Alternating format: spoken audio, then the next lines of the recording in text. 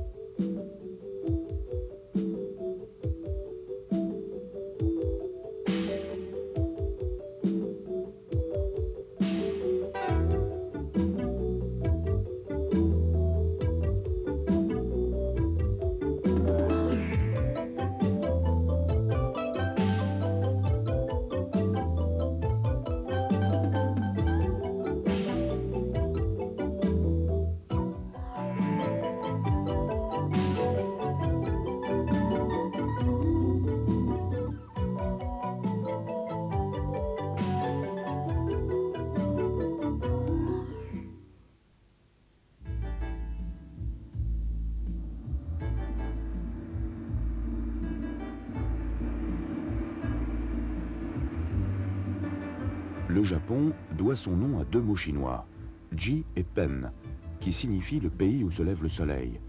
Appellation tout à fait logique dès lors que le Japon s'étend à l'est des côtes de la Chine. De toute éternité, le soleil fut ici révéré et l'empereur décrétait son descendant direct. Tous les Japonais se considérant comme les lointains héritiers de Jimmu, fondateur en 660 avant Jésus-Christ de la dynastie impériale. La nation entière s'affirme liée non seulement à son souverain, mais au soleil lui-même.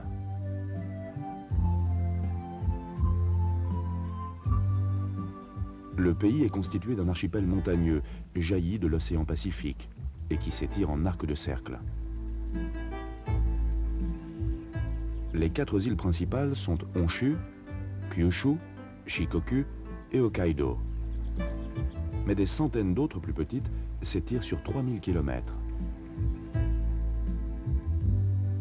Seul un cinquième de ce sol montagneux est exploitable, et il est exploité au maximum. Une terre arable est ici un précieux trésor. Les entreprises agricoles, souvent de petite taille, produisent surtout du riz et du blé. La proximité de la mer et des montagnes provoque d'abondantes chutes de pluie. Cette hydrographie très dense contribue beaucoup à donner au Japon son image de sérénité immuable. Des paysages dont la sérénité peut se révéler trompeuse.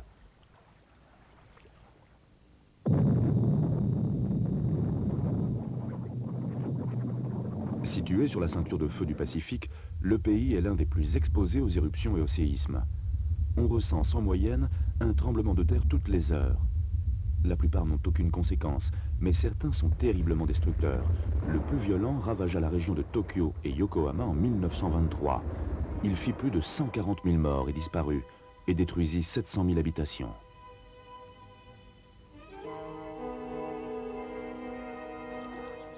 Depuis une dizaine d'années, la région a cependant été épargnée par ce type de catastrophe. À l'époque préhistorique, l'archipel était rattaché au continent asiatique, dont il a conservé l'essentiel de la flore et de la faune. Le premier peuplement remonte au 9e millénaire. Au IVe siècle de notre ère, une migration en masse issue des îles les plus méridionales amena la création du premier État japonais unifié, régi par la dynastie des Yamato, et dont la cour résidait à Nara.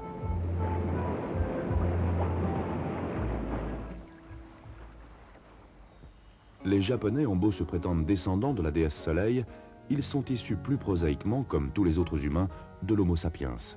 Mais il est vrai qu'ils ont conservé au fil des siècles des caractères ethniques très spécifiques. Les premiers habitants de l'archipel étaient les Ainu. 20 000 d'entre eux vivent encore dans l'île septentrionale de Hokkaido. Leurs caractéristiques physiques sont très éloignées de celles des peuples voisins. Ils ont le teint pâle, et les yeux clairs. Ils furent successivement rejoints et assimilés par des populations mongoles, mandchous, malaises. Toutes finirent par se fondre en une race japonaise que l'on peut considérer comme relativement homogène. Nara, proche de Kyoto, dans une région de forêts et de plaines fertiles, fut pendant près d'un siècle la première capitale permanente du Japon, le berceau politique et culturel de l'Empire.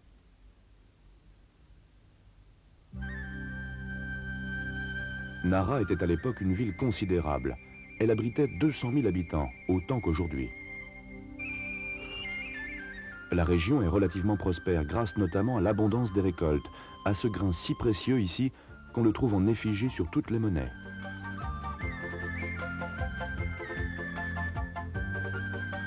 Le fait religieux au Japon est essentiel. Il puise ses racines dans le shintoïsme, ensemble très ancien de croyances diverses qui assure le ciment social en établissant la consanguinité du peuple avec l'empereur, et par lui, avec le soleil. Au 7e siècle, ce culte ancestral subit la profonde influence d'une croyance importée d'Inde, de Chine et de Corée, le bouddhisme. Les Japonais peuvent, sans éprouver la moindre contradiction, adhérer à plusieurs croyances. Seuls les architectes semblent soucieux de marquer la différence. Les sanctuaires shinto sont très dépouillés et intégrés à la nature qui les entoure. Le style des temples bouddhiques évoque davantage la Chine. Les constructions sont élaborées, elles renferment une profusion de statues et d'ornements.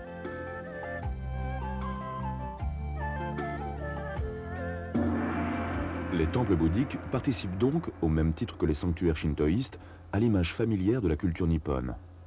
Ceux de Nara et de ses environs remontent au milieu du 8e siècle. Ce sont les édifices en bois les plus anciens du monde.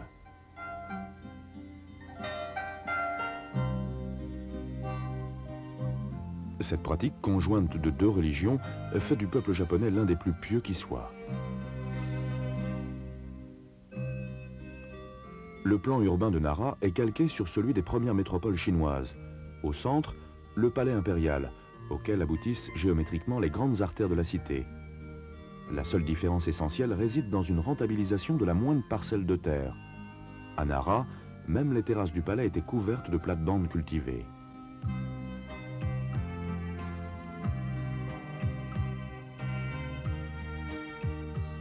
Les édifices religieux de Nara, creuset du Japon impérial, concrétisent 1200 ans de lente fusion entre le shintoïsme et le bouddhisme. D'une part, le culte antique voué à une infinité de dieux, de kami, qui couvrent les éléments naturels, arbres, rochers, rivières, mais aussi les ancêtres auxquels la mort permet d'accéder, dans le meilleur des cas, à la qualité de divinité.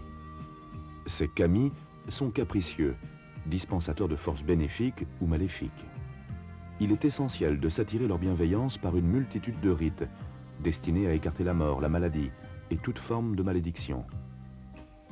Le shintoïsme, qui a tendance à tout sacraliser, n'est pas étranger à un certain fanatisme nationaliste.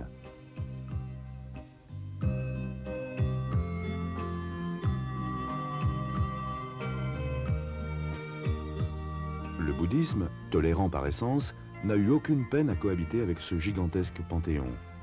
Il a joué un rôle civilisateur de tendance généralement pacifiste.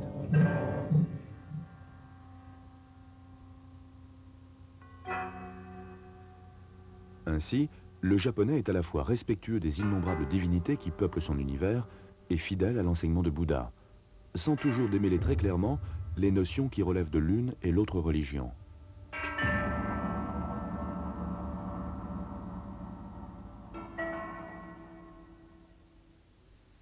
Le bain, sous toutes ses formes, thermes, bain public ou privé, est au Japon une passion nationale qu'il faut assimiler au culte porté à l'eau courante, à ces centaines de sources qui jaillissent du nord au sud du pays.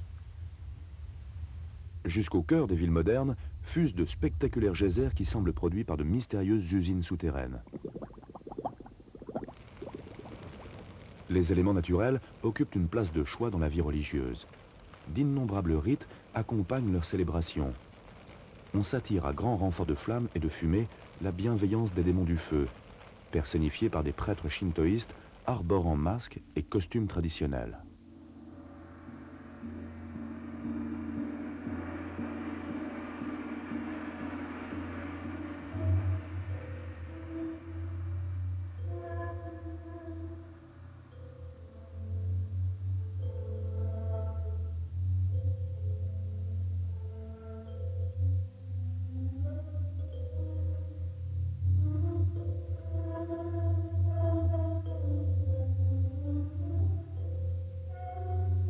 Les esprits des lacs, rivières et océans font l'objet des mêmes vénérations.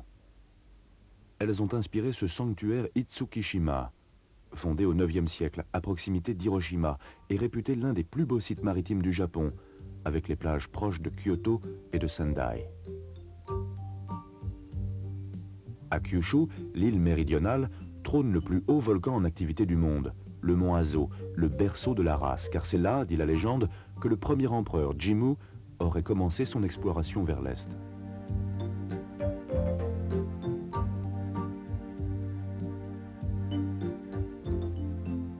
Kyoto, capitale pendant plus de 1000 ans, est aujourd'hui la 7e ville du pays et le centre de la culture traditionnelle.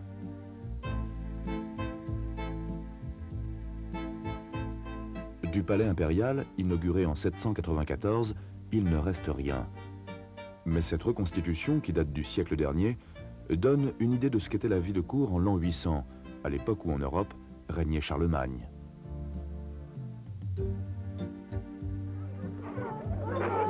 Ici, les enfants peuvent encore jouer en toute quiétude dans les rues. Kyoto ne renie pas son aspect provincial, elle prétend même en tirer l'un de ses charmes. La vie s'y écoule beaucoup plus paisiblement qu'à Tokyo. Pour tout dire, les habitants de Kyoto considèrent ceux de la capitale comme de dangereux agités.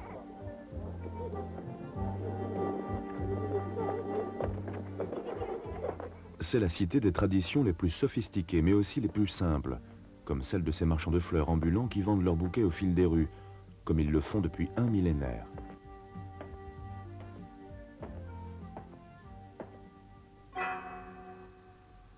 En 1568, Oda Nobunaga, un petit seigneur appuyé par une armée de quelques milliers d'hommes décidés, reprit par la force les rênes d'un empire qui périclitait. En 1582, il fut trahi par un de ses généraux, Hideyoshi, qui le poussa au suicide et s'empara du pouvoir.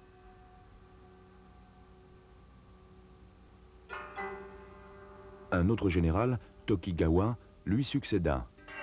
Sa dynastie gouverna le pays durant 250 ans. Le Japon vécut alors dans un isolement quasi total qui se manifesta également dans le domaine culturel. Depuis la fin du IXe siècle, tout contact avec la Chine avait été officiellement interdit. Les pagodes japonaises s'inspirent incontestablement des constructions chinoises contemporaines, mais elles témoignent d'un style original, guidé par un grand souci d'équilibre et d'harmonie.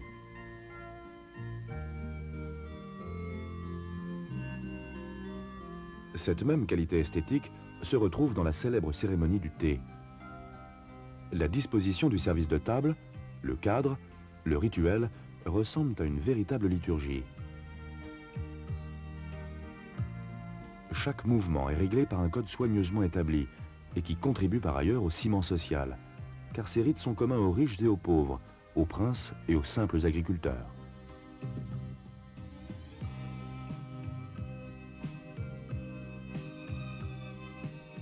Autre tradition séculaire, celle des geishas.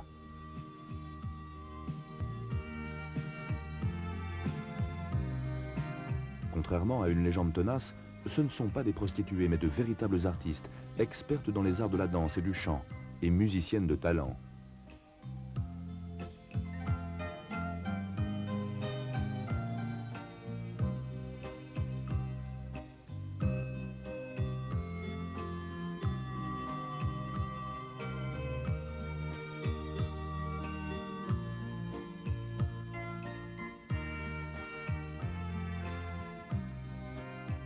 Leur rôle consiste à égayer une soirée d'hommes en la ponctuant de leurs prestations artistiques et de quelques mots d'esprit.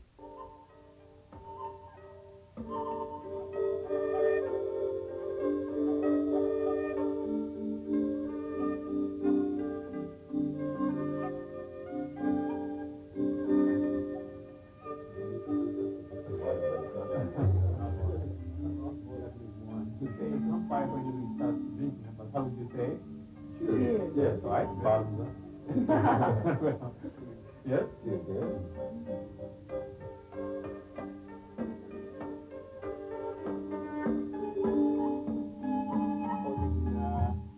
This one with two fingers. Then, well, the way of holding this one, just like holding pencil. In Japan, it is more fun to eat than America. In America, everything in one place.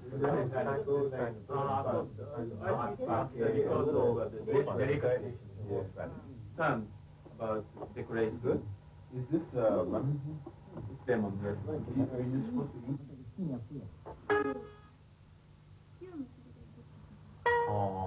Cette catégorie raffinée d'hôtesses de distinction est en voie d'extinction.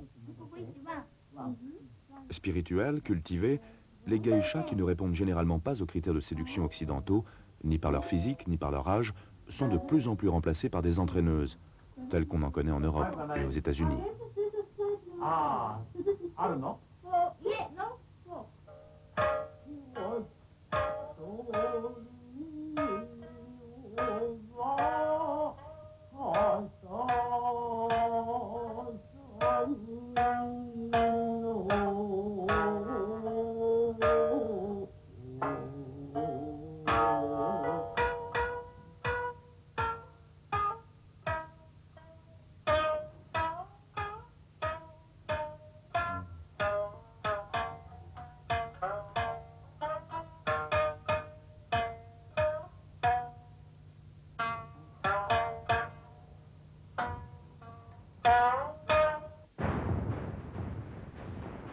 Dès l'origine, le rôle de l'empereur fut avant tout symbolique.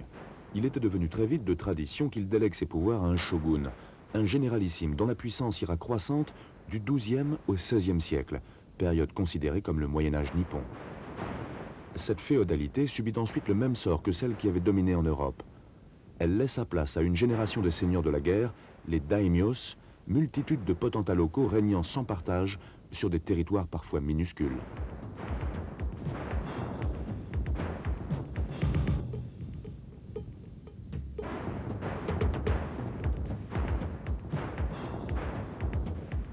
La société était figée dans une structure de caste extrêmement rigide, dont le sommet était réservé aux guerriers, les samouraïs.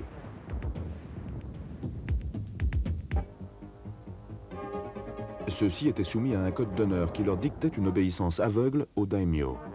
C'est dans ce Bushido, littéralement la voie du guerrier, que l'on trouve la description très précise du fameux suicide rituel que les Occidentaux ont baptisé harakiri, mais que les Japonais appellent seppuku.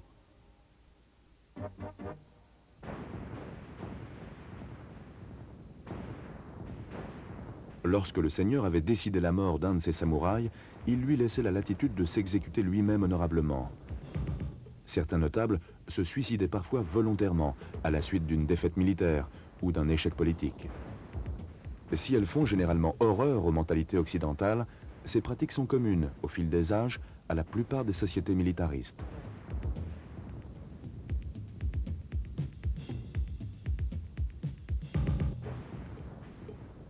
Au début du XVIe siècle, le pays était dévasté par 400 ans de belligérance continuelle et par la lente désintégration du pouvoir central. Cependant, des regroupements autour des chefs militaires les plus puissants firent émerger un nouvel homme fort, l'un des plus puissants vassaux de l'Est du Japon, Tokugawa. Celui-ci s'autoproclama shogun, le primus inter pares, le daimo des daimos, en principe soumis à l'empereur, mais en fait tout puissant. Les shoguns vivaient dans d'imposantes forteresses, dont le plus prestigieux témoignage demeure l'actuel palais impérial de Tokyo. Plus efficace encore que l'épaisseur des murailles était la fidélité inconditionnelle des samouraïs, dont les attributs guerriers laissent aujourd'hui une image impressionnante.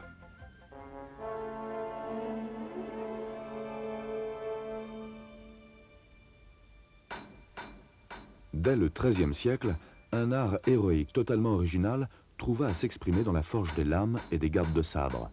À cette époque, seuls les samouraïs avaient le droit de porter le sabre, symbole sacré des liens unissant le guerrier à l'empereur.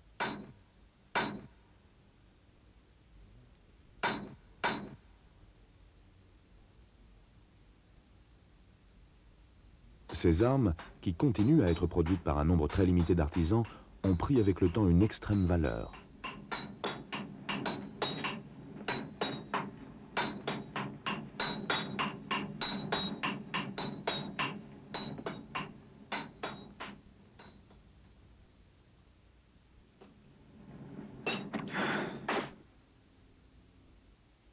véritables œuvres d'art, les sabres contemporains sont signés, comme l'étaient déjà la plupart des sabres anciens. Une trentaine de ceux-ci, précieusement conservés dans un musée spécialisé de la capitale, sont classés trésor national.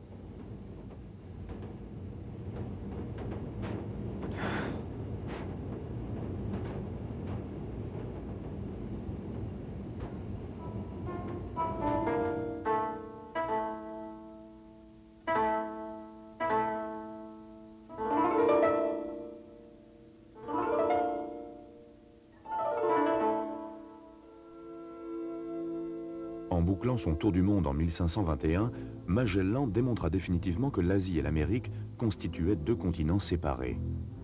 Prêtres et commerçants européens n'eurent alors de cesse que de prendre pied dans ces territoires réputés ouverts à toute forme de civilisation nouvelle. Au début du XVIIe siècle, on recensait au Japon près d'1 demi-million de catholiques. Mais déjà, la religion venue d'Europe était décrétée hors la loi.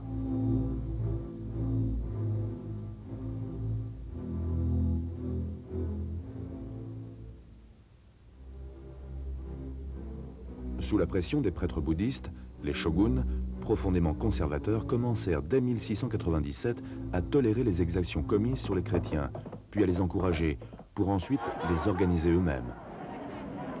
En quelques années, des dizaines de milliers de catholiques furent persécutés ou plus simplement exécutés, tout enseignement des doctrines nouvelles étant bien sûr interdit, tandis qu'étaient incendiés les monastères où on les professait.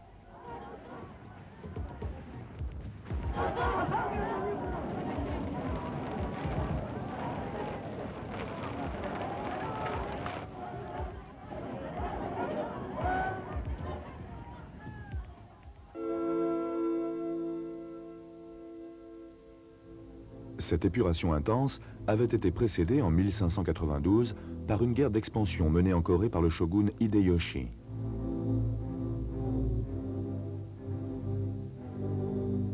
Plutôt qu'une opération militaire, il s'agissait d'une entreprise de pillage systématique. 160 000 soudards lancés à l'assaut d'un pays pratiquement désarmé.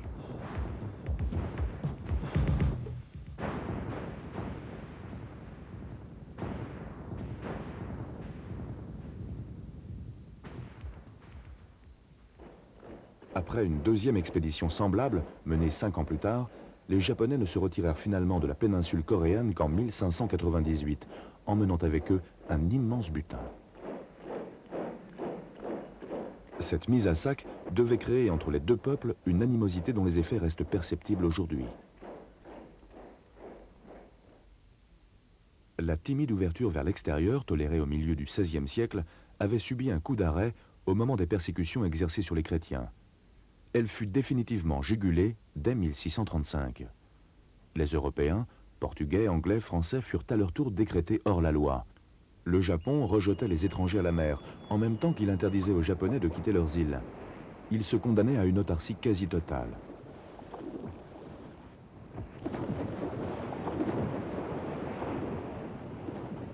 Force est pourtant de constater que cette période coïncide avec l'apogée culturelle de la civilisation nippone. L'unification nationale parachevée par le shogun Tokugawa et la richesse des négociants, débarrassés de la concurrence des marchands étrangers, apportent alors aux classes supérieures une richesse matérielle sans précédent. Le bois, matériau d'élection de l'architecture, sert aussi à la réalisation de miniatures appelées netsuke, ciselées avec une profusion de détails.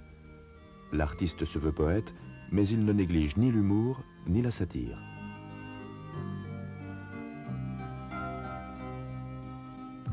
La céramique est une autre forme d'art national dont les premiers témoignages remontent au 5e millénaire, mais qui s'est trouvée fortement influencée par les techniques pratiquées en Chine et en Corée, notamment à la suite de l'invasion de ce pays, dont les Japonais ramenèrent de force au XVIe siècle de nombreux artistes.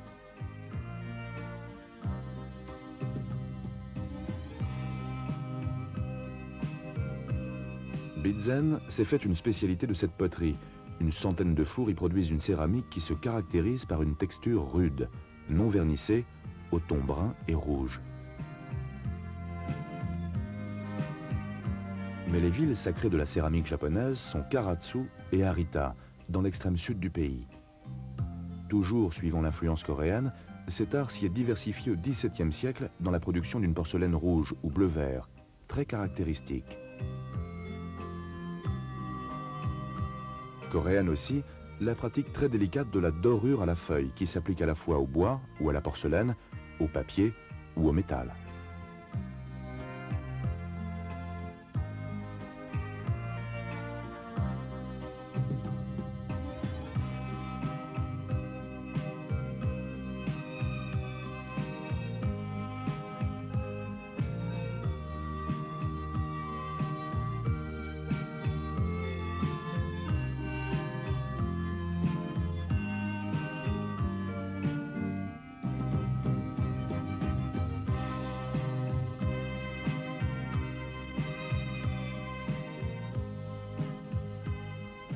S'écoulent alors plus de 2 siècles d'une vie politique léthargique. Les Japonais vivaient en circuit fermé, dans une volonté d'identité nationale absolue qui ressemblait à de l'aveuglement.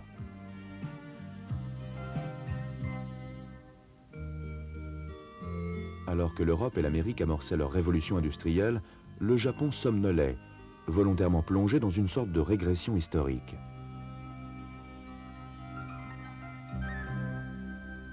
Les samouraïs eux-mêmes en étaient réduits à vivoter. Leur code d'honneur leur interdisait toute occupation mercantile hors la pratique des armes. Le paradoxe était que dans ce pays, replié sur lui-même, toute forme de guerre avait perdu son sens. Sinon des petits conflits internes, la répression occasionnelle de l'un ou l'autre soulèvement paysan. Une piètre mission pour des guerriers professionnels, dès lors condamnés pour occuper leurs loisirs forcés à se plonger, comme la plupart finirent par s'y résoudre, dans une étude approfondie du confucianisme, de l'histoire ou des sciences naturelles, tâche évidemment fort mal rémunérée.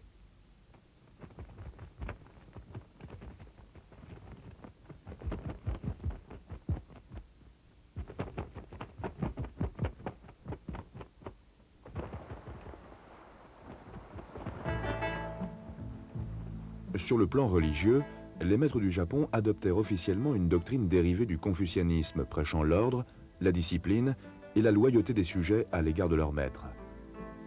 Ces dogmes, bien de nature à renforcer le centralisme politique ambiant, ne suffisaient évidemment pas à faire brèche au bouddhisme, religion de prédilection.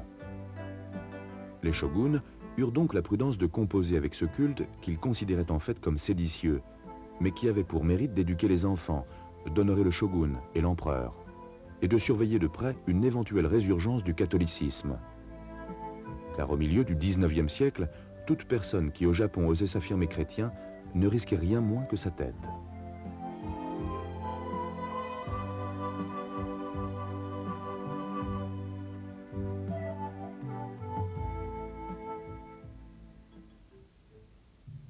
Mais les temps changeaient. En juillet 1853, 4 navires de guerre arborant la bannière étoilée jetèrent l'ancre dans la baie d'Edo. L'amiral Perry, commandant de l'escadre, était chargé par le président Fillmore en personne de conclure, de gré ou de force, un accord permettant aux Américains d'avoir accès aux ports japonais et d'y faire du commerce. Après 6 siècles de pouvoir militaire, les samouraïs comprirent qu'ils ne pouvaient pas grand-chose contre leurs adversaires venus du Levant, et qu'ils allaient subir le sort imposé 10 ans plus tôt par les Britanniques à leurs voisins chinois.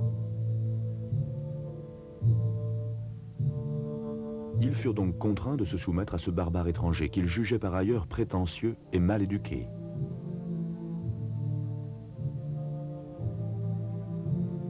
L'événement était considérable. Après plus de 2 siècles de repli du pays sur lui-même, sans aucun contact avec les réalités extérieures, les Japonais ignoraient tout de Voltaire, Washington, Jefferson, Franklin ou Pasteur. Ils n'avaient aucune notion des idéaux qui avaient conduit à la création des États-Unis et au renversement de la royauté en France. Les mutations économiques dues au progrès scientifique, l'utilisation de la vapeur ou du télégraphe leur étaient inconnues. L'intrusion américaine dans les ports japonais projeta brusquement le pays du soleil levant dans un monde nouveau. Car en signant un premier traité avec le commodore Perry, le dernier shogun Tokugawa ouvrait évidemment toutes grandes les portes de son pays aux autres occidentaux, anglais, français, russes, hollandais, portugais.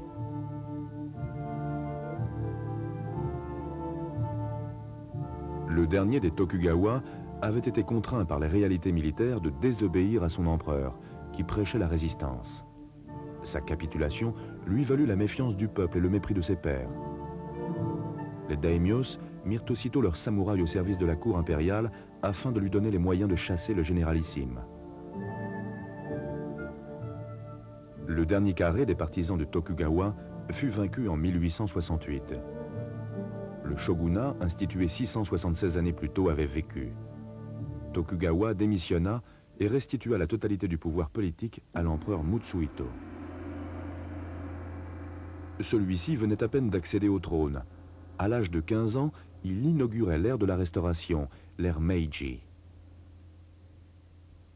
Première victime de ces temps nouveaux, les samouraïs.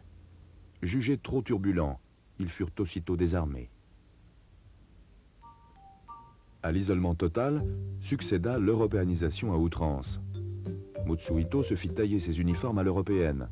Symbole suprême, le jour de son anniversaire fut décrété fête nationale. Les ministres faisaient assaut de réformes. Tomomi, le plus habile. Hirobumi, pourtant un homme de droite qui en d'autres temps aurait été un champion du conservatisme. Taisuke, un authentique libéral. Tous se mirent au service d'une politique de changement à tout prix. Cette modernisation incluait en vrac le téléphone, les chemins de fer, le calendrier grégorien, la photographie, les banques et même les grands magasins. Mais la conséquence essentielle de ces bouleversements fut la mutation d'un pays jusqu'alors voué à l'agriculture en une véritable puissance industrielle. Par un singulier retour des choses, le Japon devint alors pour les Européens le pays à la mode. On en trouve de nombreux témoignages dans des tableaux de Monet, de Van Gogh, des affiches de Toulouse-Lautrec, des œuvres de James Whistler. Le sujet inspire même à Gilbert et Sullivan une opérette créée à Londres en 1885. Si les dirigeants japonais prônent le changement, ils veillent à préserver leur statut personnel. La nouvelle constitution de 1889 s'inspire des modèles occidentaux, mais elle sacralise l'autorité de l'empereur, celle de sa cour et même de ses ministres. Si réforme sociale il y a, elle ne vise pas au progrès, mais à la paix civile. Quelques rébellions réactionnaires, bien vite réprimées, ont en effet persuadé les nouveaux hommes au pouvoir de la nécessité d'une profonde réforme de l'armée. Les samouraïs ayant été remerciés, l'empereur décrète dès 1872 l'instauration d'une armée moderne, entièrement remodelée et basée sur la conscription.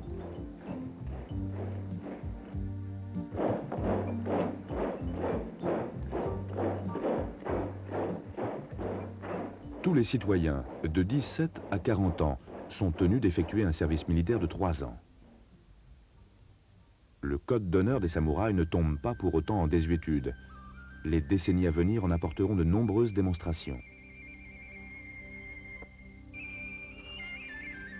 En attendant, dans ce domaine comme dans bien d'autres, le Japon puise son inspiration en Occident. Avec les préceptes de liberté et d'égalité dont il affirme vouloir s'inspirer, il importe une haute technologie. En matière de marine, la Royal Navy reste la référence suprême. C'est donc elle qui formera les nouveaux équipages nippons. Quant à l'armée de terre, elle s'inspirera d'abord du modèle français. Mais après l'échec de Napoléon III face à Bismarck en 1870, c'est aux Prussiens que les Japonais emprunteront l'essentiel de leur savoir-faire en la matière.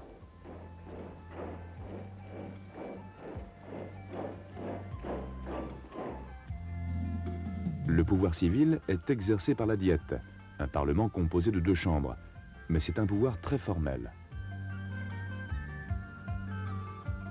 En fait, dès la fin du XIXe siècle, l'essentiel de la décision appartient aux militaires, protecteurs d'une oligarchie de financiers et d'industriels dévorés d'ambition. Les Japonais ne font qu'imiter une fois de plus les États-Unis et les grandes puissances européennes, dont la politique étrangère vise à dépecer le reste du monde pour y imposer leurs lois économiques, par persuasion ou par force.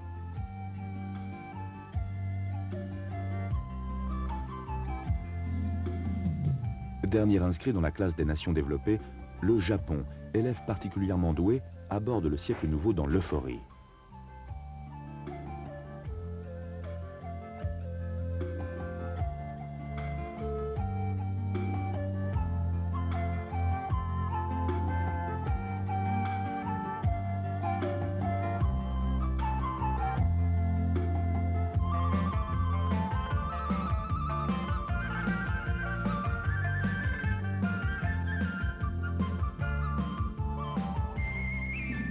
En cette aube du XXe siècle, les Japonais vivent déjà une recherche d'harmonie entre progrès et tradition qui va devenir le trait dominant de leur vie quotidienne. Trains électrifiés et machines à écrire coexistent avec des techniques de production moyenâgeuses.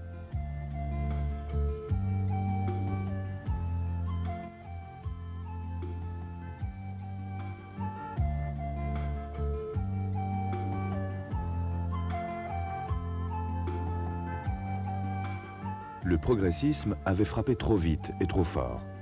Ce système, qui vise à former une multitude à la fois compétente et soumise, passe à côté de la vraie modernité pour glisser irrésistiblement vers une idéologie totalitaire. S'il était une institution qui avait bien résisté au modernisme ambiant, c'était la religion. Pas celle des bouddhistes, jugés presque séditieux avec leur vision pacifiste du monde, mais celle du shintoïsme et du confucianisme qui l'inspirent.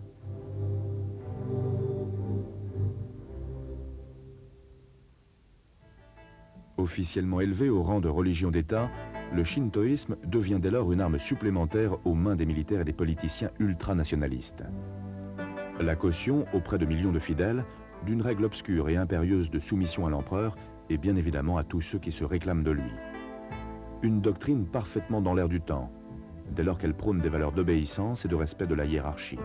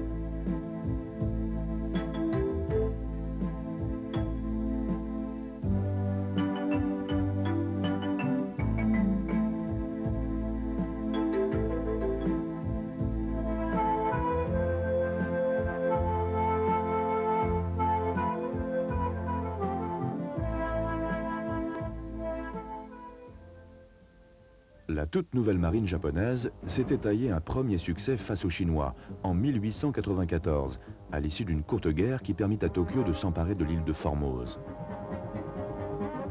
Simple prélude à une autre victoire, beaucoup plus convaincante, remportée en 1904 par l'armée de terre japonaise sur la garnison tsariste de Port Arthur, en Mandchourie. 400 000 soldats russes rendirent les armes à 300 000 Japonais, qui révélèrent à cette occasion de réelles qualités guerrières, mais surtout un moral d'acier et une absolue volonté de vaincre.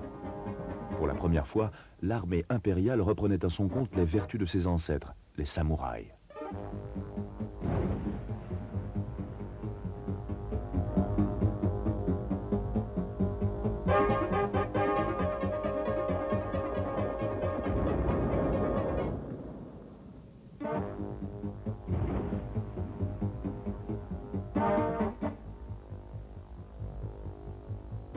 Cinq mois plus tard, ce succès se transforma en triomphe lorsque l'amiral Togo infligea une humiliante défaite aux escadres russes dans le détroit de Tsushima.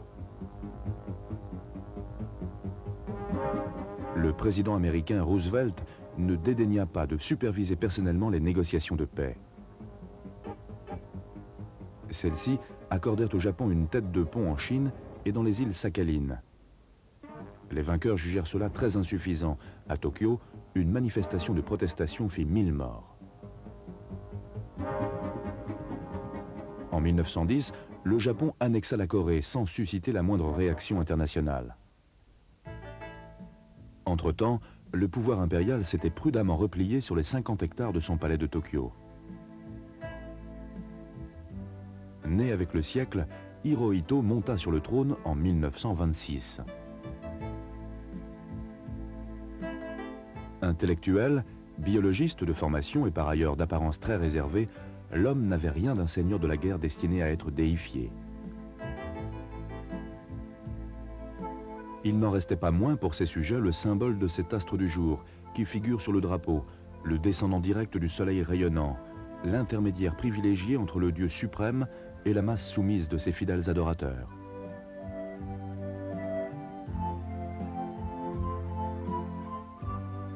Un emblème vivant, incompréhensible à une mentalité occidentale incapable de concevoir en un seul personnage le Christ, le pape et le chef de l'État.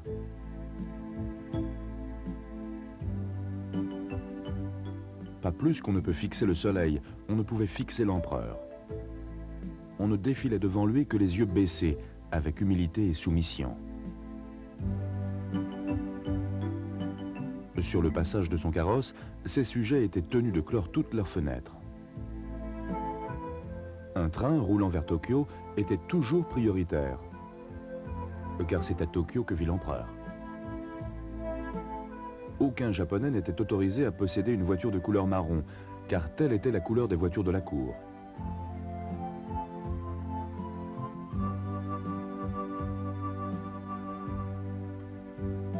Lorsque le Time Magazine consacra sa page de couverture à l'empereur, la diplomatie impériale cria au sacrilège. Cette dévotion d'un autre âge dissimulait malheureusement de beaucoup plus pénibles réalités. Le pouvoir s'appuyait sur une police musclée. Tout citoyen soupçonné de simple tiédeur à l'égard du régime était menacé d'arrestation arbitraire ou d'élimination physique pure et simple. Dès la fin des années 20, les militaires pouvaient généralement compter sur les soi-disant forces de l'ordre pour mettre le pays en coupe réglée. Malheur à la classe politique libérale comme aux rares téméraires tentés par une réflexion marxiste.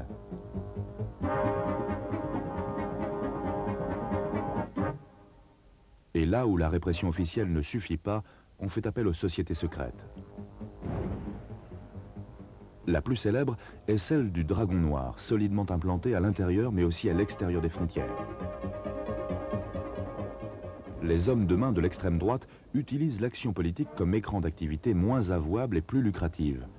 Corruption, drogue, prostitution, assassinat. Leur chef, Mitsuhiro Toyama, a pignon sur rue. Comme Al Capone, il impose sa respectabilité par la terreur. Aujourd'hui encore, 100 000 de ses héritiers, les Yakuza, réalisent au Japon des bénéfices illégaux de quelques 50 milliards de dollars. On relève dans les annales du sport japonais l'apparition très remarquée du baseball en 1873, destiné à un bel avenir. Un demi-siècle plus tard, il était aussi populaire au Japon qu'aux États-Unis, et les plus grandes vedettes américaines se taillaient un beau succès dans des exhibitions suivies par des foules enthousiastes.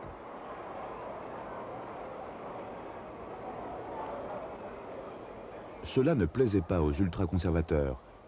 Pour avoir organisé une de ces démonstrations sportives, un des plus célèbres éditeurs de journaux de Tokyo fut tout simplement assassiné. À l'époque déjà, les coûts de production très faibles des manufactures japonaises suscitaient l'irritation de la concurrence occidentale. Les Asiatiques étaient réputés capables de produire n'importe quoi à des prix dérisoires. On les accusait aussi, c'était au début du siècle, de pirater systématiquement des brevets déposés et d'élever l'imitation au niveau d'un système économique. Nul n'ignore que le problème reste d'actualité, sinon que le label Made in Japan n'implique plus aujourd'hui un produit de qualité inférieure, notamment dans le secteur de l'électronique et de l'automobile.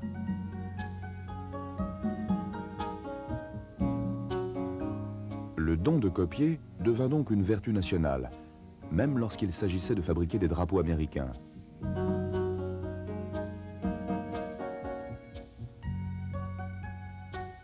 L'importation des techniques occidentales n'avait pas augmenté sensiblement les salaires. Les suppléments de bénéfices n'étaient pas réinvestis dans le circuit commercial traditionnel, mais plutôt dans l'industrie lourde, et surtout à vocation militaire. Les puissants lobbies financiers travaillaient main dans la main avec les généraux au pouvoir pour transformer l'économie japonaise en une gigantesque machine de guerre et de conquête.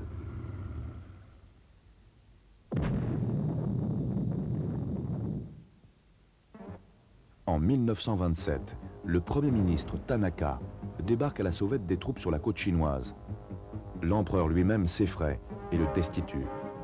Tanaka laisse cependant un testament spirituel qui prévoit tout simplement la conquête de l'Asie et la domination du monde au départ de ce qu'il baptise une sphère de coprospérité dans le sud-est asiatique. Une formule qui sera bientôt d'actualité.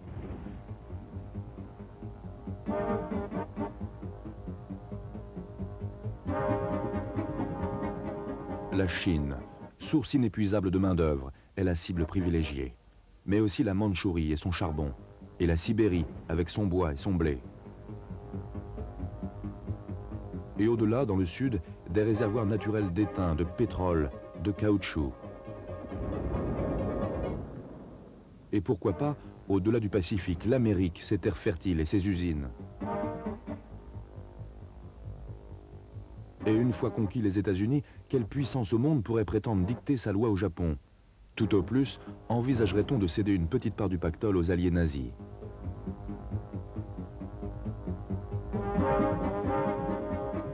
Un plan mégalomaniaque. Mais à l'époque, l'armée nippone n'a jamais connu la défaite.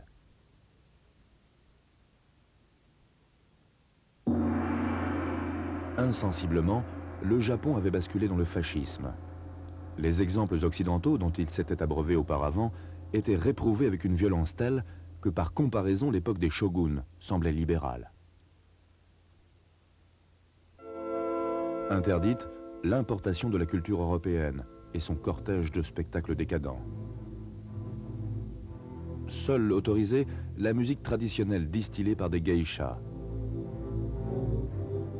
Plus de valses et plus de Mickey Mouse. Au programme, des films en kimono exaltant la gloire des samouraïs. Toute forme de culture populaire était soumise à censure.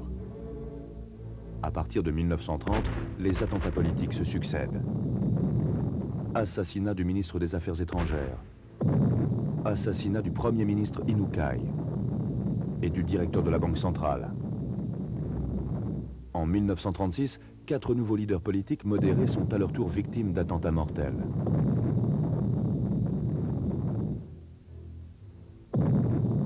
Autre signe qui ne trompe pas, le Japon a le triste privilège d'être le premier pays à endoctriner ses écoliers, à transformer ses classes en officines de propagande.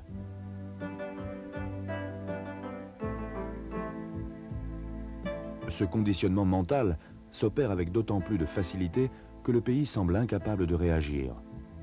C'est moins une question d'oppression que de climat ambiant, religieux, culturel, nationaliste en général.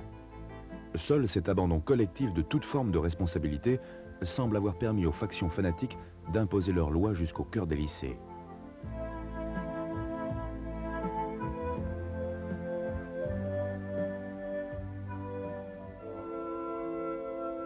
La Grande Dépression des années 30 n'épargna pas le Japon, dont certaines exportations de produits de luxe, comme la soie, subirent un coup fatal. La reprise économique y fut cependant plus rapide qu'aux États-Unis et en Europe. Les seules fournitures militaires suffisaient à faire tourner les usines. Les paysans, par contre, furent très durement touchés, contraints parfois de vendre leurs filles à des ateliers clandestins ou à des officines de prostitution. La population retrouvait une unanimité quasi totale dans la certitude de son invincibilité et de la légitimité de son combat nationaliste.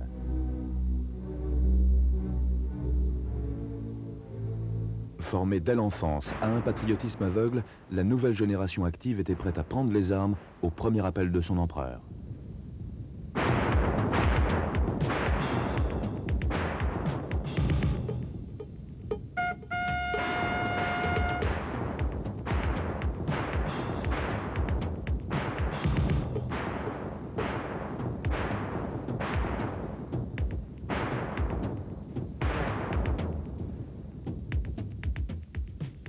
L'enseignement avait été réformé dans la perspective d'une application militaire.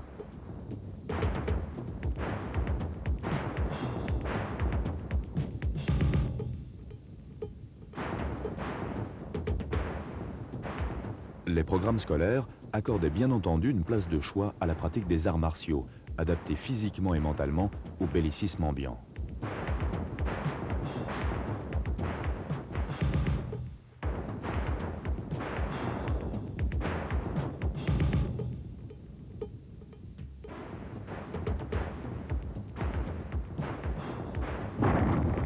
En 1931, l'armée nippone repartit à l'assaut du continent chinois.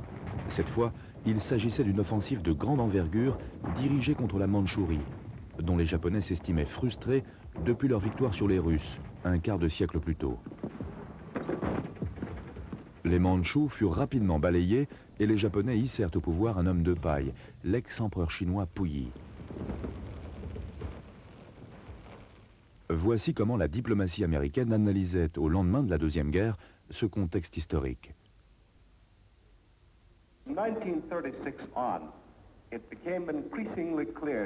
À partir de 1936, il devint évident que l'Allemagne, l'Italie et le Japon poursuivaient une même politique d'agression, à la fois en Europe et en Extrême-Orient.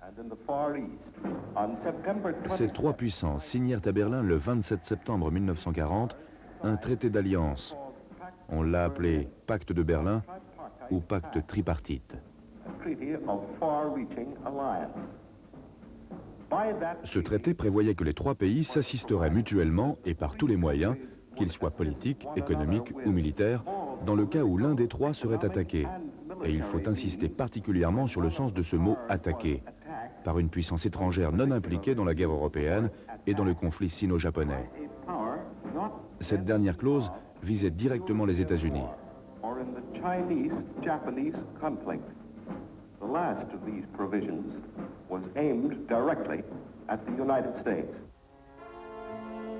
À Tokyo, l'état-major sabrait le champagne. L'axe créé avec Berlin et Rome promettait déjà au Japon l'ex-Indochine française. L'entrée des États-Unis dans la guerre ne laissait pratiquement aucun doute. Mais les puissants lobbies non-interventionnistes américains menaient un efficace combat d'arrière-garde, considérant que le sort promis à la Mandchourie et à la Chine ne menaçait en rien leur propre sécurité. À l'exception de quelques unités basées aux Philippines, la quasi-totalité des forces militaires américaines dans le Pacifique était concentrée à Hawaï. Le chef suprême de la marine japonaise, l'amiral Yamamoto, ne croyait pas en une guerre d'usure contre la flotte américaine. Le premier jour de cette guerre, écrivit-il, sera décisif. Il méditait un coup d'audace, un effet de surprise foudroyant, capable de démoraliser définitivement les très nombreux Américains qui ne voulaient pas de cette guerre.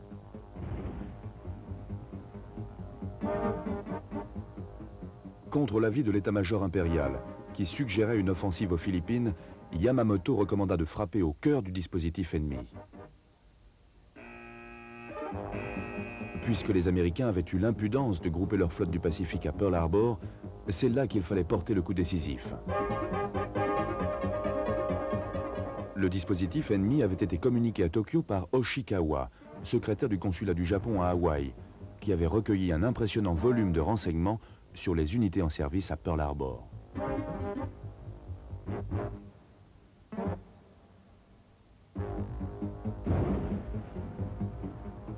L'effet de surprise restait néanmoins décisif, et il ne fut pas difficile à ménager. Sur toutes les bases américaines du Pacifique, on était persuadé que l'attaque aurait lieu aux Philippines.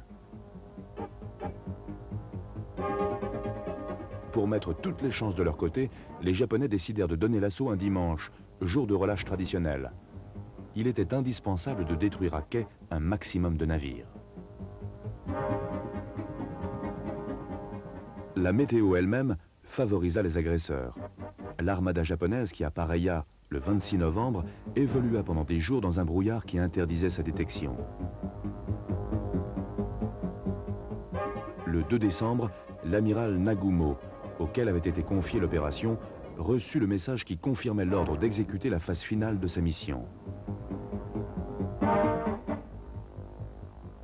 Les pilotes de l'aéronaval étaient un peu déçus. Les porte-avions américains, qu'ils espéraient surprendre au mouillage, avaient levé l'ancre pour des manœuvres qui dureraient vraisemblablement plus d'une semaine. Par contre, la musique douce distillée par Radio Hawaï révélait que l'ennemi continuait à ne se douter de rien. Le 6 décembre, au crépuscule, la flotte japonaise, sûre maintenant de n'être plus repérée, mit plein cap sur Pearl Harbor. À Washington, le secrétaire d'État Cordell Hull avait annoncé à l'ambassadeur japonais qu'il ne le recevrait plus tant que le Japon ne se retirerait pas des territoires qu'il occupait en Chine.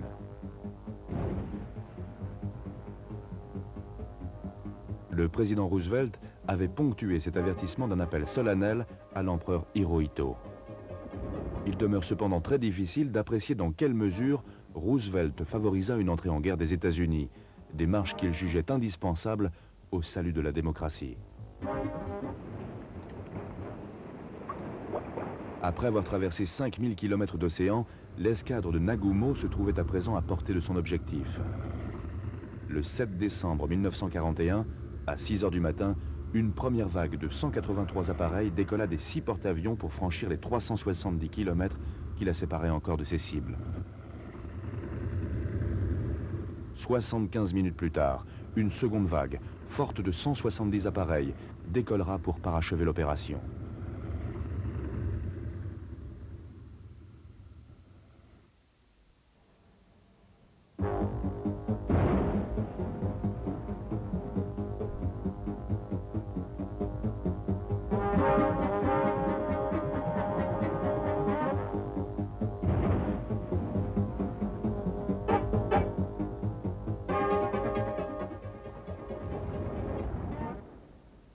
De telles formations ne pouvaient échapper au radar.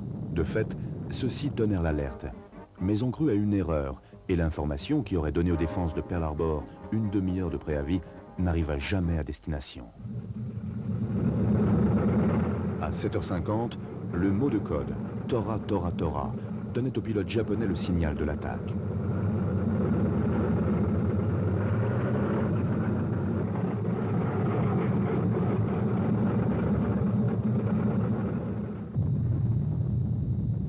L'effet de surprise fut total. Parfaitement entraînés, les pilotes japonais provoquèrent des ravages. La première victime fut le cuirassé Arizona, qui coula presque instantanément avec 1100 de ses 1500 hommes d'équipage. Ce fut ensuite le tour du West Virginia, puis de l'Oklahoma, du California, du Nevada. En 2 heures, l'essentiel de la flotte américaine du Pacifique était décimé. 200 avions avaient été détruits, 3600 hommes tués ou blessés.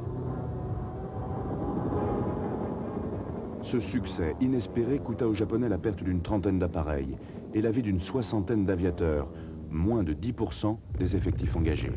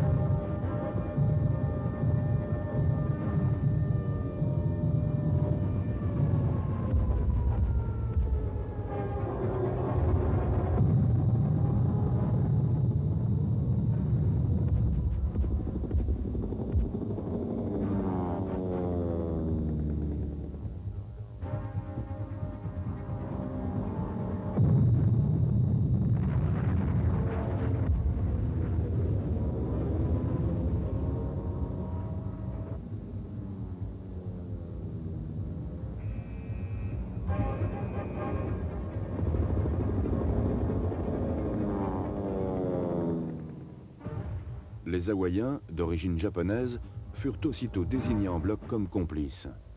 Quant aux diplomates impériaux, ils jouèrent la surprise, comme le dénonce cette reconstitution filmée par les Américains. Je doute qu'il s'agisse d'une attaque japonaise. Ce sont des avions japonais. Je n'en crois rien. Et ces bombardements, je pensais que c'était un exercice. Je sais, et vous savez que je sais, que c'est une attaque japonaise. Je n'ai rien à ajouter. Et nous ne retrouverons évidemment rien de compromettant dans vos bureaux.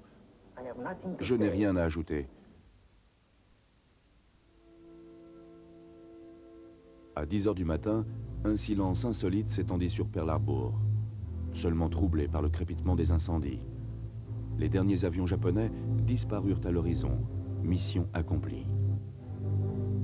Vainqueurs sur le plan militaire, les agresseurs venaient de commettre une immense erreur psychologique. À la vue de leur marine humiliée, à l'annonce des milliers de victimes de cette attaque sans préavis, les Américains eurent un sursaut unanime d'orgueil national. Ce jour-là, l'Amérique bascula en bloc dans la guerre.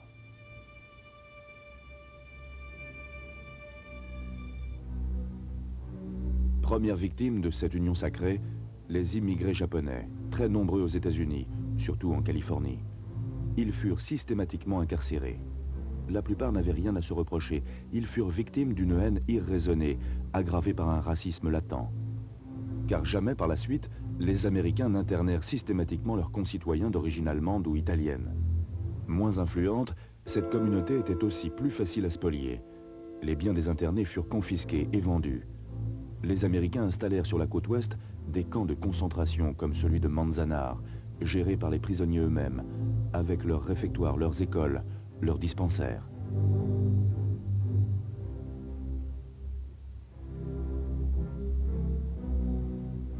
Le stade de Santa Anita près de Los Angeles fut transformé lui aussi en centre de détention, plus particulièrement destiné aux enfants.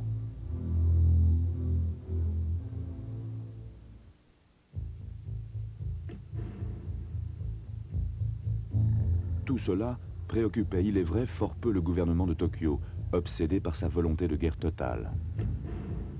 Un seul mot d'ordre, le don total de soi à la cause commune, le sacrifice qui vaut à celui qui le concède un passeport pour l'éternité et une présence au moins symbolique au sanctuaire Yasukuni, dédié à tous ceux qui acceptent de mourir pour la patrie. Les épouses et les mères elles-mêmes sont consentantes. Elles encensent les cendres de leurs morts, désormais déifiés dans la tradition shinto. Elles allument pour leurs soldats défunts la cigarette qu'il fumera dans l'au-delà.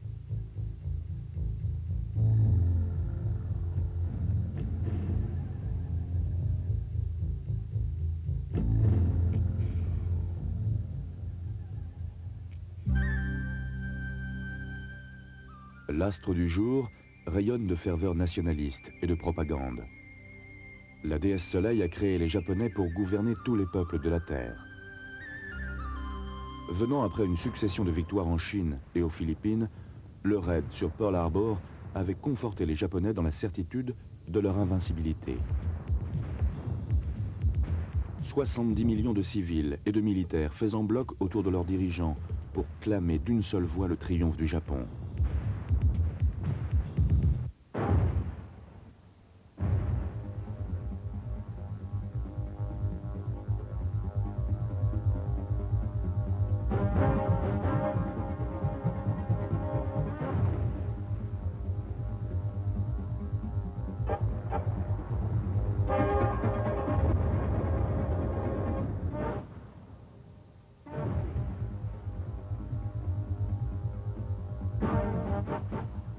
Cet optimisme était prématuré. En quelques mois, l'armée et la marine américaine avaient pansé leur plaie. Le 7 août 1942, 8 mois après Pearl Harbor, les Marines débarquaient à Guadalcanal. Les Américains convergèrent irrésistiblement vers le cœur du Japon. De la bataille navale des îles Marshall fin 1943 à celle d'Iwo Jima en mars 1945, l'histoire de cette guerre sera désormais celle d'une lente mais irrésistible retraite de l'armée japonaise. Craignons de réveiller le géant qui dort, avait dit l'amiral Yamamoto. De fait, les États-Unis étaient déterminés à tous les sacrifices. 4 millions de dollars par jour et une génération décimée par la guerre. Assurément, les Américains étaient même prêts à payer le prix d'un débarquement au Japon, si meurtrier soit-il. Les jusqu'au-boutistes de l'état-major impérial prirent leurs dispositions en conséquence. Le vice-amiral Onishi proposa en octobre 1944 une solution extrême. Les Japonais manquaient d'avions et de pilotes, mais leur patriotisme ne connaissait pas de limite. Le plan d'Onishi consistait à recruter des volontaires, à les mettre aux commandes d'appareils déclassés bourrés d'explosifs et à les envoyer se jeter sur les bateaux américains. On baptisa l'opération Kamikaze, littéralement vent divin. Les candidats se présentèrent en grand nombre pour ces missions qui ne leur laissaient pas la moindre chance de survie, mais leur garantissaient une mort honorable.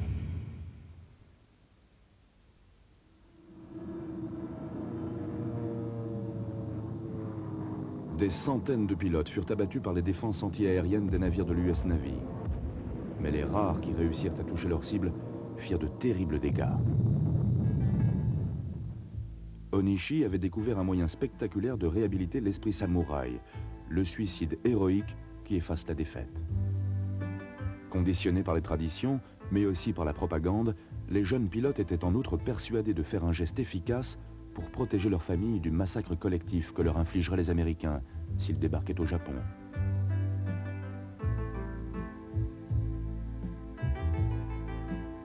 Le rituel du saké avant l'ultime sacrifice.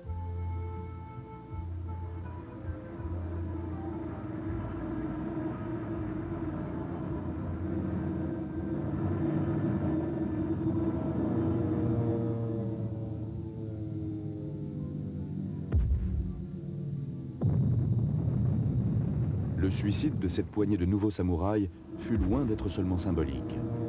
Les kamikazes infligèrent à la marine de guerre américaine les plus lourdes pertes qu'elle ait subies dans son histoire. Des pertes infiniment plus sévères qu'à Pearl Harbor. 34 navires coulés, près de 300 gravement endommagés, 10 000 Marines tués ou blessés.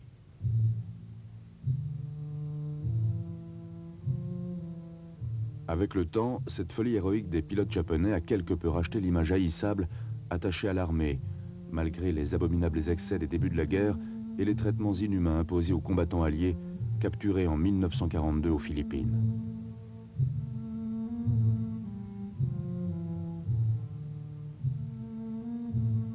Lorsqu'il eut reçu la capitulation du général Wainwright, le général japonais Oma lança 76 000 prisonniers américains et philippins qu'il avait fait à Bataan dans une marche forcée de plus de 100 km.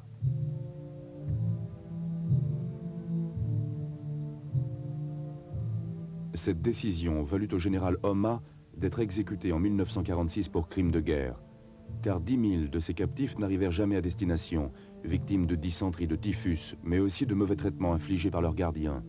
Il fut même révélé, il y a quelques années seulement, que certains d'entre eux avaient fait l'objet d'expérimentations médicales.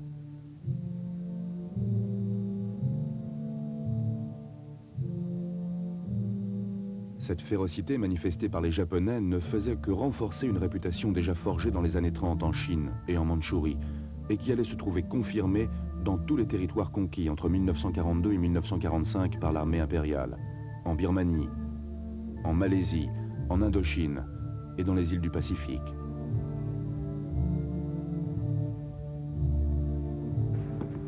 Mais cette fois, les forces alliées sonnaient l'halali. De la bataille de Midway à celle du golfe de Leyte et de Guadalcanal à Guam, île par île, les Américains convergeaient inexorablement vers l'archipel nippon.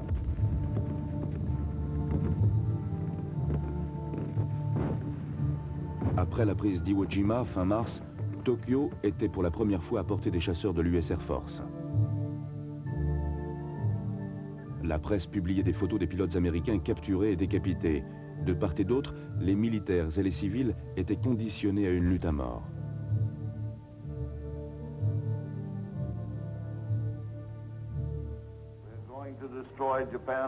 Nous allons détruire l'armée japonaise, la marine japonaise, la force aérienne japonaise, les industries japonaises et toute la puissance japonaise. Le Japon ne paraissait pourtant pas prêt de céder. Son industrie continuait de produire des masses d'avions, de tanks et de canons. La faim, les privations ne semblaient pas avoir porté un coup décisif au moral des populations. Et pourtant, au fléau du blocus s'ajoutaient maintenant d'impitoyables bombardements. En une seule nuit, le 10 mars 1945, 300 superforteresses B-29 lâchèrent sur Tokyo plus de 1600 tonnes de bombes, qui firent plus de 100 000 morts et autant de blessés.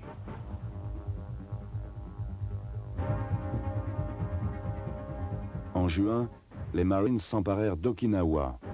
Les côtes japonaises étaient désormais à portée d'un débarquement massif. L'empereur avait repoussé les derniers ultimatums américains. Le 6 août 1945, un B-29 décolla des îles Mariannes emportant une seule bombe, une bombe atomique. Contre cette arme, même la mutation de tout le peuple japonais en kamikaze n'aurait pas suffi. En quelques instants, Hiroshima fut détruit à 90% et 70 000 de ses habitants transformés en chaleur et lumière, ou en pauvres loques humaines. 3 jours plus tard, Une seconde bombe fit à Nagasaki plus de 40 000 morts.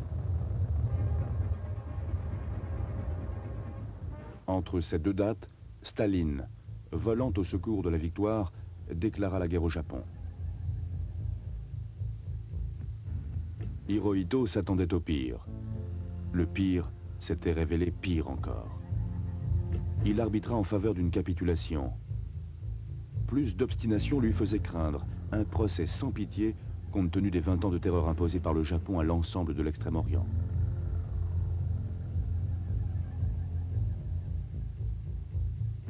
Ces derniers conseillers bellicistes ayant été écartés, l'empereur se déclara prêt à accepter occupation, désarmement et restitution des territoires occupés. Moyennant quoi les Alliés consentirent à lui garantir le maintien de son statut personnel. Hirohito enregistra un message radiophonique, le premier de son règne, pour informer son peuple de ses décisions. Une poignée d'officiers tenta de s'y opposer. Ils furent désarmés. Les généraux légalistes firent exécuter quelques-uns des séditieux, les autres se suicidèrent.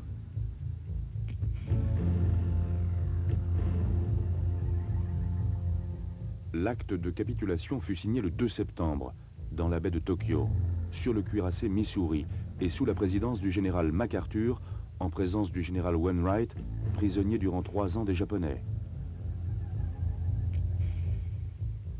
2 semaines plus tôt, à Tokyo, l'amiral Onishi, inventeur des kamikazes, s'était conformé à ses convictions en s'ouvrant le ventre.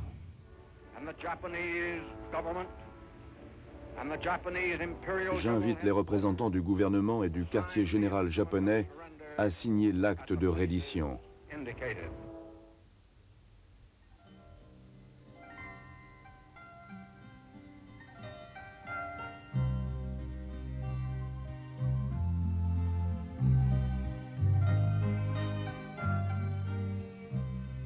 Commencée dans l'euphorie, la guerre s'achevait pour les Japonais par une écrasante défaite. Pour la première fois de leur histoire, vaincus militairement, ils allaient être soumis à une occupation étrangère.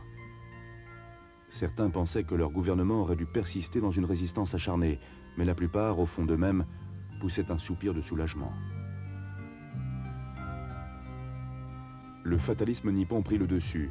Naturellement portés au respect de l'ordre et de l'autorité, les Japonais acceptèrent avec une relative facilité des événements qui ne pouvaient être dictés que par une volonté divine.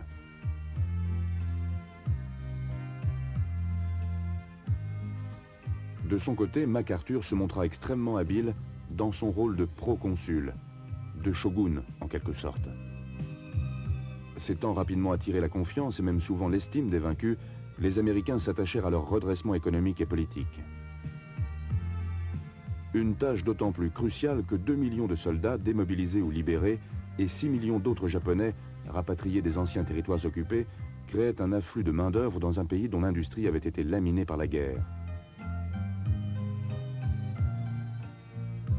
Les Américains furent intransigeants sur le respect des idéaux démocratiques tels qu'ils les pratiquaient dans leur propre pays.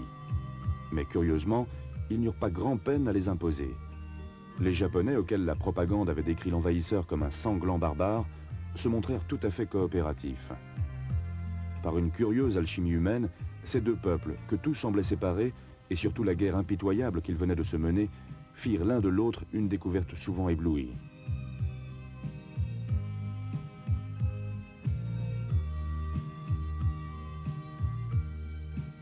À leurs anciens ennemis, les GI firent découvrir des concepts dont ils ignoraient tout, en matière notamment de cohabitation sociale ou raciale. Ils s'initièrent quant à eux à une civilisation et à un mode de vie qui leur était totalement étranger. Des liens d'intérêt se créèrent et permirent, après le retrait des forces d'occupation en 1952, le maintien provisoire de bases américaines, notamment à Okinawa. Les Américains poussèrent même leur souci de se faire apprécier jusqu'à exporter au Japon une partie de leur folklore, comme ces rodéos, plus vrais que nature. Toute réhabilitation d'une véritable armée avait été interdite par les Alliés, mais le Japon fut autorisé à entretenir une force de défense aux effectifs maximum de 250 000 hommes. L'épuration frappa d'abord les criminels de guerre, à commencer par le Premier ministre Tojo, qui avait survécu à une tentative de suicide. Il fut condamné et exécuté, ainsi que 6 hauts dignitaires du régime déchu et 700 de leurs complices civils et militaires. En 1946, Hirohito renonça officiellement à la fiction poétique qui le faisait descendre de la déesse Soleil. De ce jour, il régna en fonction non plus d'un privilège de droit divin, mais d'un mandat démocratique. L'adoption simultanée d'une nouvelle constitution diminuait singulièrement la position politique de l'empereur, confiné dans un rôle honorifique. Hirohito mourut paisiblement le 6 janvier 1989, à l'âge de 88 ans.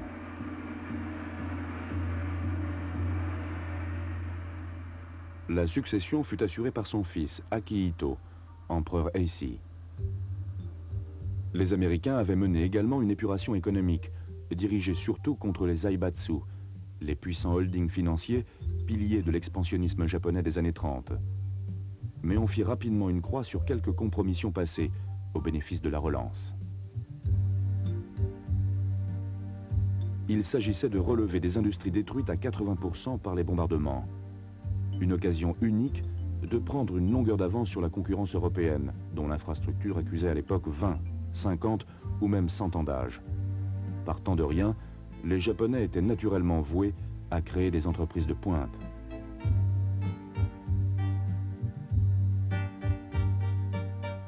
Les villes avaient été rasées, mais les campagnes continuaient de fournir l'essentiel, la nourriture.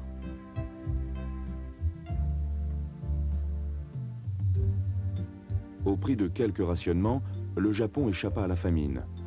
Sacrifiant au réalisme, les Américains renoncèrent dans le domaine agricole au libéralisme qu'ils avaient appliqué dans l'industrie. Malgré d'inévitables résistances et quelques tentatives de sabotage, ils imposèrent une réforme agraire qui, en 2 ans, céda aux paysans les 3/4 des terres détenues précédemment par les grands propriétaires.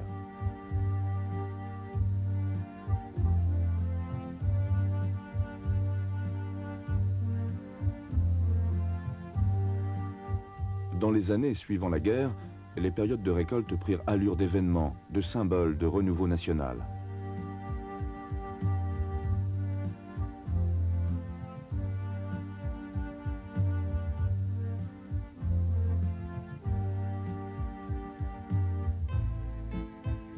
Toujours pragmatiques, les Japonais eurent en outre l'intelligence, au fil d'une prospérité retrouvée, de dégorger progressivement ce secteur agricole, à faible productivité, au bénéfice de leurs grandes entreprises à haut rendement.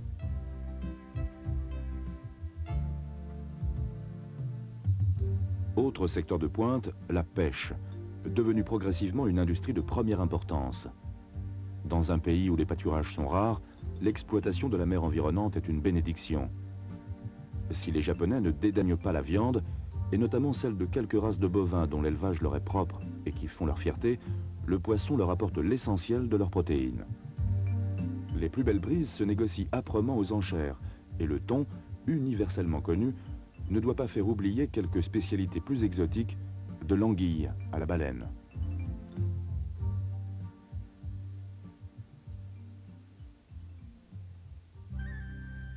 Pêche et élevage prennent une dimension quasiment artistique lorsqu'on les transpose en termes culinaires.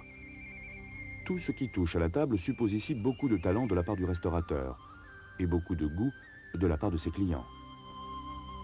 La qualité de ce que contient le bol ne doit avoir d'égal que la qualité du bol lui-même.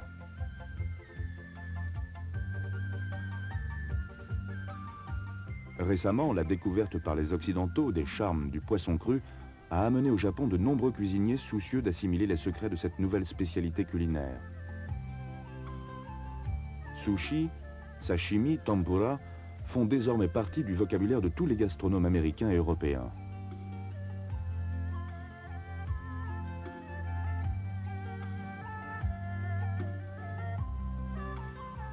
Les points communs ne manquent d'ailleurs pas entre ces 3 coins du monde. Par exemple, cet engouement pour les brocantes et autres marchés aux puces où le marchandage est non seulement accepté mais chaudement recommandé.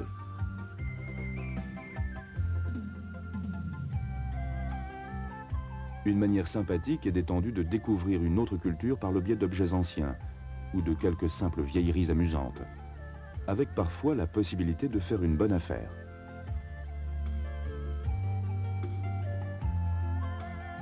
Et comme en Europe, les vestiges de la guerre se retrouvent eux aussi en vente sur les trottoirs.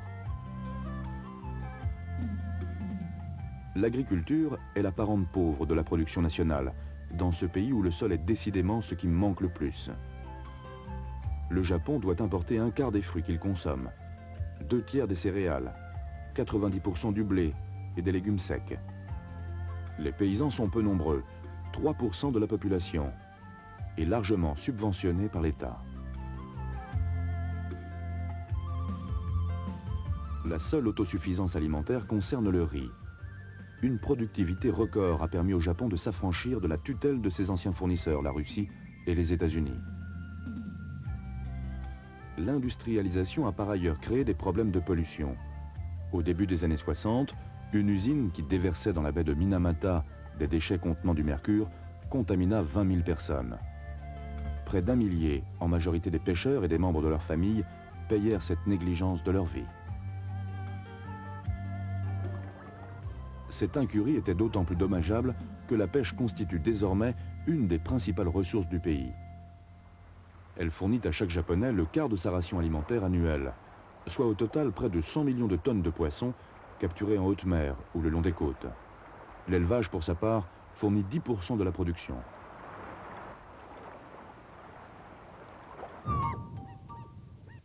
La plupart des pêcheries sont situées sur l'île la plus septentrionale, Hokkaido, et sur la côte ouest. Elles alimentent les marchés alimentaires, mais aussi les usines d'engrais.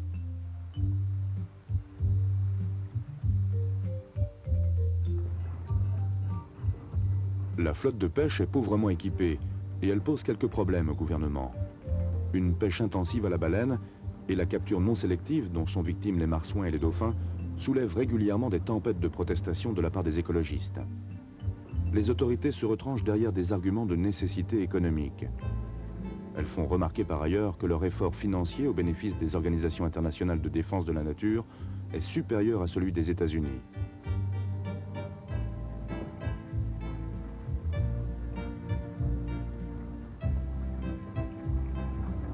Au-delà de ces querelles sur le respect de l'environnement, les équipages coréens, russes, américains, australiens mènent une guerre permanente à leurs collègues japonais, accusés de ne pas respecter les zones de pêche.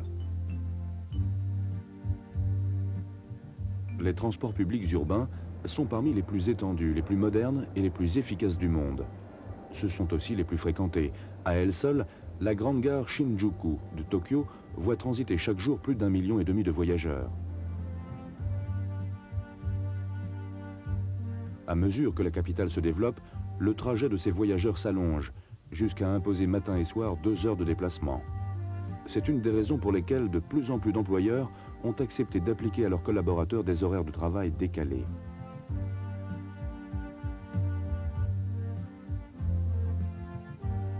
En 15 ans, le parc automobile a doublé. Comme beaucoup de métropoles occidentales, Tokyo, Kyoto ou Osaka ont heureusement veillé à temps à protéger quelques oasis de trottoirs, de zones piétonnes et de parcs publics, qui sont autant de refuges pour les marcheurs. La surpopulation est bien entendu l'un des grands défis de cette fin de siècle. Avant la dernière guerre, chaque femme avait en moyenne 5 enfants. Ce chiffre est aujourd'hui tombé à 1,5. En cette matière, comme en toute chose, les Japonais se sont donc montrés raisonnables et obéissants aux consignes officielles.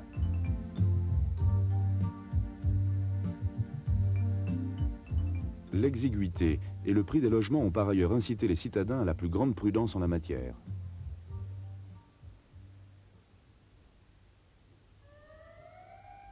Capitale depuis la restauration impériale en 1868, Tokyo est la plus grande ville du pays. Elle couvre une superficie 4 fois plus importante que Paris et héberge plus de 10% de la population, soit quelques 13 millions de personnes. C'est une mégapole, occidentalisée à outrance, dont beaucoup de quartiers font penser à un New York oriental, empilement de magasins de luxe et de bureaux d'affaires.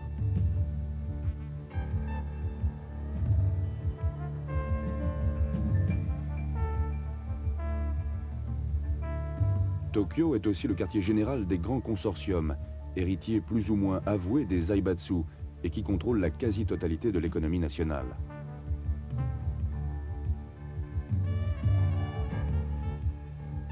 Les maîtres de ces gigantesques empires économiques entretiennent des liens très étroits qui leur permettent d'établir une stratégie d'ensemble et leur garantissent un accroissement régulier de leur fortune. De la banque à la construction, de l'industrie à la presse, ces nouveaux zaibatsu contrôlent tout ce qui garantit leur prospérité et celle de leur pays.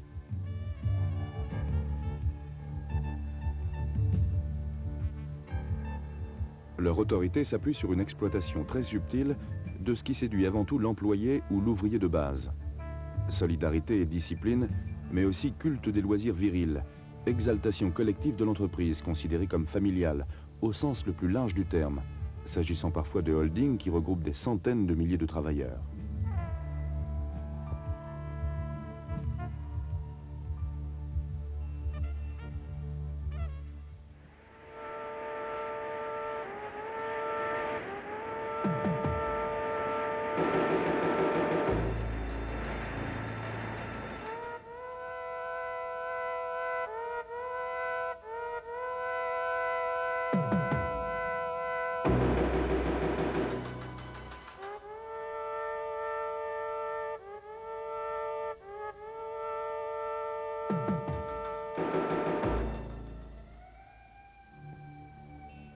L'une des curiosités de la technologie japonaise est le bullet train, le Shinkansen, très utilisé et dont les lignes traversent le pays de part en part, à la cadence d'une rame toutes les heures.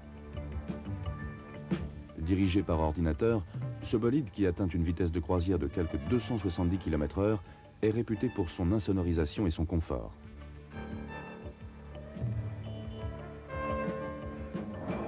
La qualité du réseau routier et des transports, chemins de fer, métro, trolleybus et bateaux, a été particulièrement soignée dès la fin du 19e siècle. Dans ce pays saupoudré sur l'océan, couvert de montagnes et de lacs, elle a beaucoup contribué à favoriser la cohésion nationale en réduisant à quelques heures des voyages qui prenaient autrefois des jours, sinon des semaines.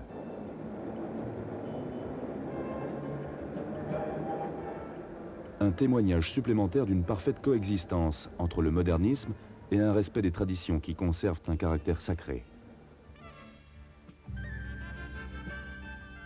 De tous les arts martiaux, le plus spectaculaire est le sumo, dont les techniques remontent à 2000 ans et auquel est lié un rituel très imprégné de shintoïsme.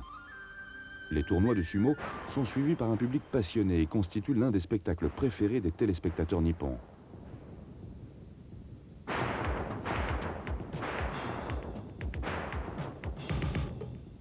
Lorsque l'arbitre, dont le costume ressemble à celui des prêtres shinto, baisse son éventail, les colosses se précipitent l'un sur l'autre pour tenter de faire choir l'adversaire ou de le bousculer hors de l'aire de combat.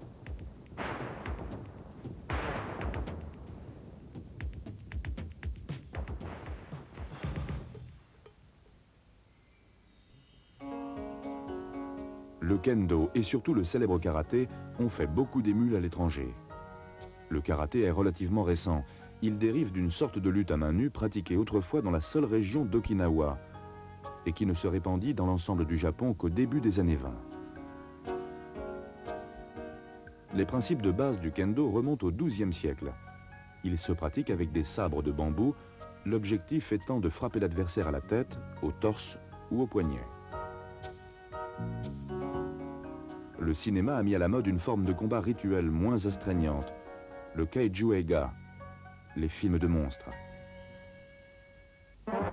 Comme le théâtre kabuki, ces fictions pour enfants répondent à des conventions grand-guignolesques. Ces héros, Godzilla, Mesura et Rodan, ont fait le tour du monde. Le film original, produit en 1954, traitait de manière très sérieuse les mutations causées par une guerre atomique. Il était interprété par des vedettes confirmées du cinéma japonais, comme Takashi Shimura, l'acteur fétiche du célèbre réalisateur Kurosawa.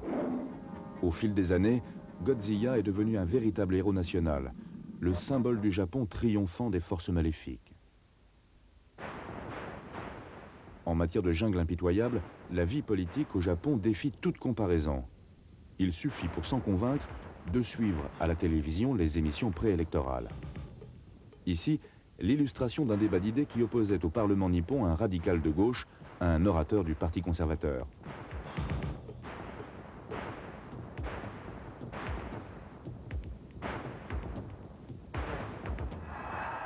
Les manifestations violentes ou pacifiques sont une spécialité nationale, particulièrement dans les milieux étudiants, prompts à dénoncer les influences militaires américaines, les inégalités sociales ou les répressions policières.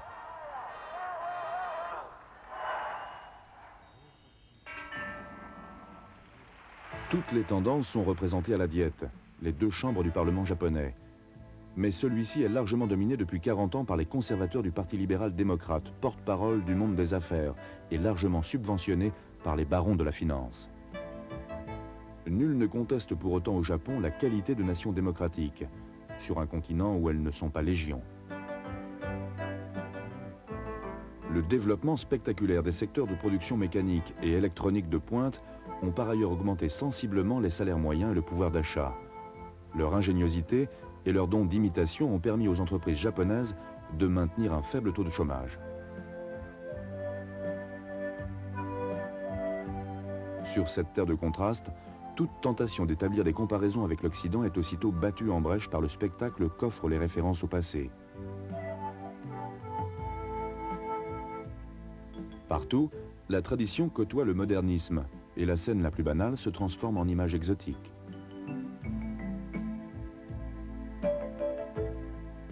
Ici, à Tokyo, une geisha illustre le goût très prononcé des Japonais pour la divination. Mais c'est un ordinateur qui lui prédit son avenir.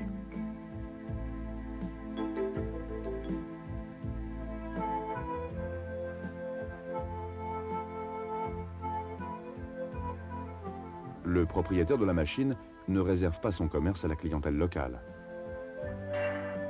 Pas besoin de traduction par contre pour apprécier les acrobaties de ces battleurs qui déploient leur talent en plein vent.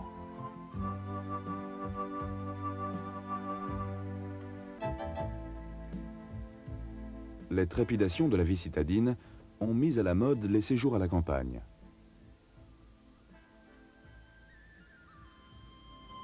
L'une des destinations les plus appréciées est l'île septentrionale de Hokkaido.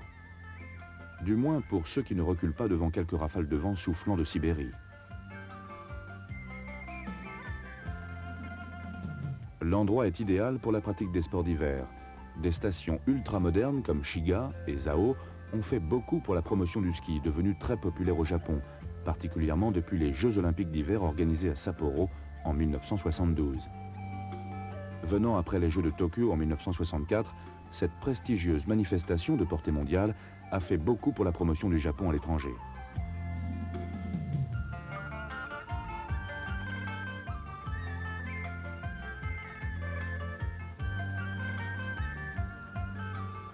À Sapporo, depuis 20 ans, au mois de février, un festival de la neige commémore l'événement. Les habitants sont d'autant plus fiers de leur nouvelle renommée que leur ville est de création récente, édifiée à la fin du siècle dernier pour servir de base à l'exploitation de territoires alors pratiquement inexplorés.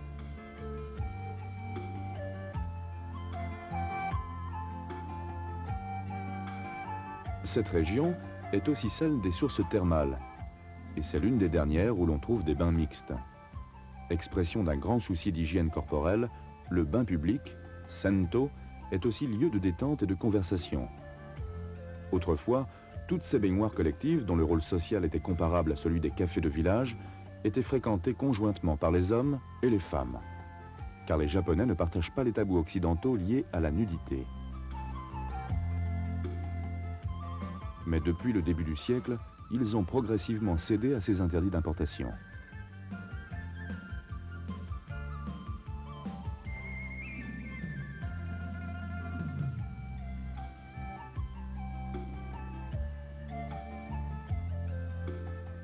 En hiver, dans la préfecture d'Akita, on creuse dans les congères des pièces appelées kamakura. Les enfants y mangent des gâteaux de riz grillés, spécialement confectionnés pour ce goûter traditionnel, à titre de sacrifice aux dieux aquatiques.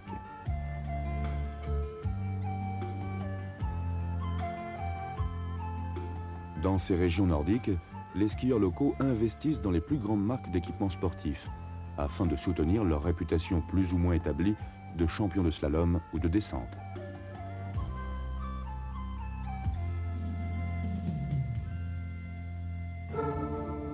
Située au cœur du pays, Osaka en est l'un des plus importants centres commerciaux, une ville dédiée aux boutiques de luxe et aux grands magasins. Une ville qui est aussi réputée capitale gastronomique, notamment en matière de crustacés en général et de crabes en particulier.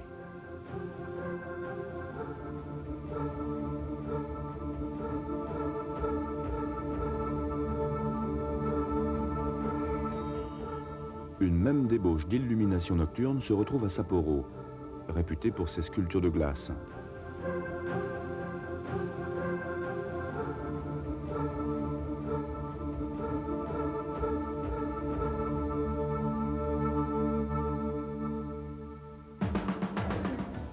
Le rock'n'roll a trouvé au Japon une deuxième patrie. Importé dans les années 50 par les GIs, il demeure l'hymne national de la jeunesse nippone. Chaque dimanche, une des principales artères de Tokyo, Harajuku, est fermée à la circulation et entièrement livrée à des groupes aux noms sauvages.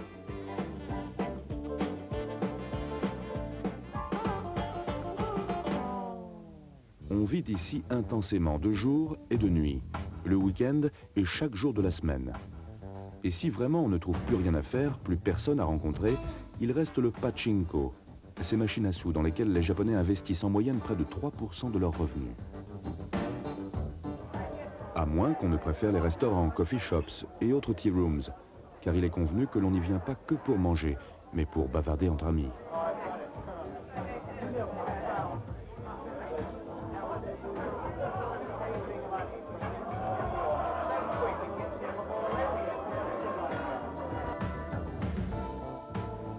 Restent enfin les nightclubs, dont les spectacles sont souvent très élaborés et d'une classe qui n'a rien à envier aux meilleurs établissements de Las Vegas.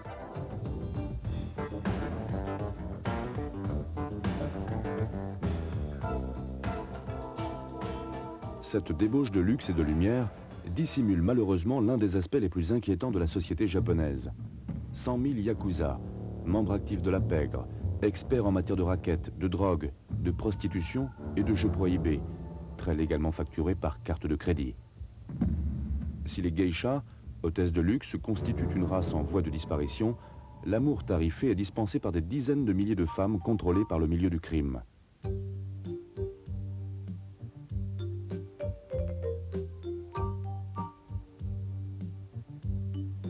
Curieux pays qui bat des records de débauche, mais où le mariage demeure l'un des plus évidents signes extérieurs de bonne éducation.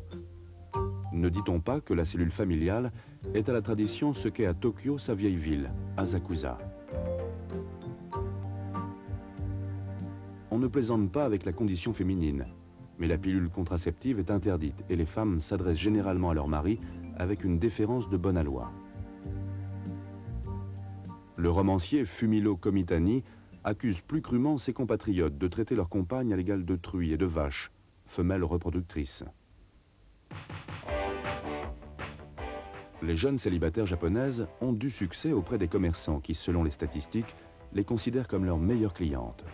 Elles achètent, mais aussi, autre signe des temps, elles voyagent. Elles ont également conquis leur statut de consommateurs à part entière dans la fréquentation, phénomène récent, des discothèques et des boîtes de nuit. Mais la conquête de ce pouvoir d'achat n'a pas entraîné encore de véritable égalité. L'époque des courtisanes et des femmes soumises est loin d'être révolue. On ne gomme pas en quelques décennies une civilisation de shoguns et de samouraïs. Soigneusement perpétués dans des musées comme celui-ci, les usages anciens continuent d'imprégner profondément les mentalités, même lorsque le complet veston a depuis longtemps remplacé le kimono.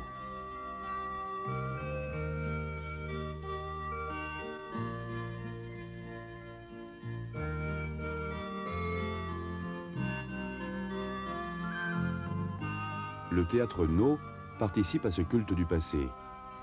C'est une pantomime dansée, un drame musical dont les principaux protagonistes sont masqués. Le spectacle, lent, solennel, développe les grands thèmes de la prédication bouddhiste.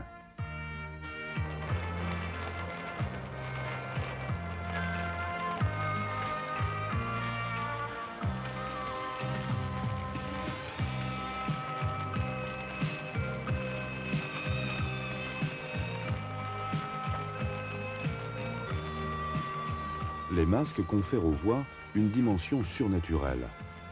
Ils symbolisent des émotions, la sagesse, la jeunesse, une rage démoniaque.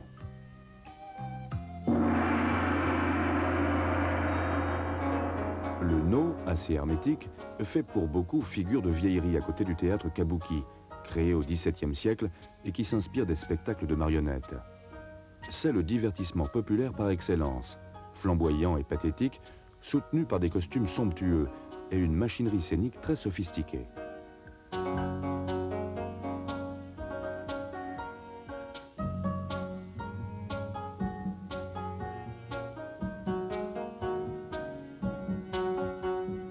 Tous les rôles sont joués par des hommes, certains d'entre eux étant spécialisés dans des emplois de travestis. Les intrigues, par ailleurs extravagantes et compliquées, impliquent souvent une description très critique de la société et des passions humaines.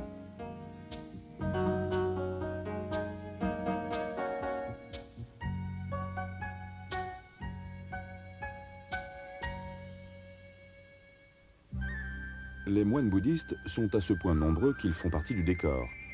On en recense près de 300 000. Ils ont en charge quelques 80 000 sanctuaires fréquentés par des adeptes dont le nombre est évalué à plus de 60 millions, soit un Japonais sur deux.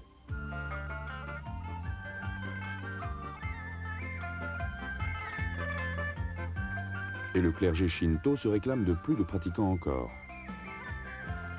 Depuis qu'il fut érigé en 1252, le grand Bouddha de Kamakura observe tout cela avec sérénité, du haut de ses 11 mètres 40, et avec la pesante autorité que lui confèrent ses 124 tonnes de bronze. Ce monument est très apprécié des touristes. La statue est la plus imposante du genre, après celle de Nara. Exposée à ciel ouvert, elle était à l'origine installée dans un immense pavillon, plusieurs fois endommagé par les incendies, puis soufflée, il y a 5 siècles, par un ouragan.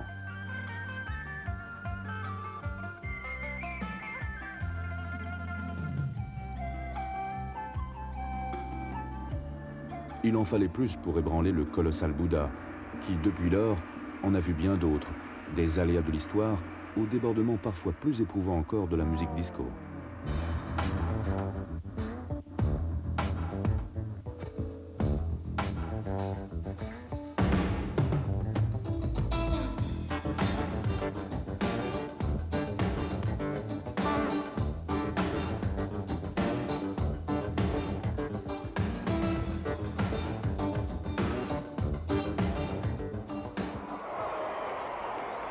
Le baseball figure en bonne place au chapitre des importations Made in USA. En cette matière aussi, on compose. Et personne ne s'étonne si, lorsqu'un Américain est désigné meilleur joueur de la semaine suivante, c'est un Japonais qui gagne le titre.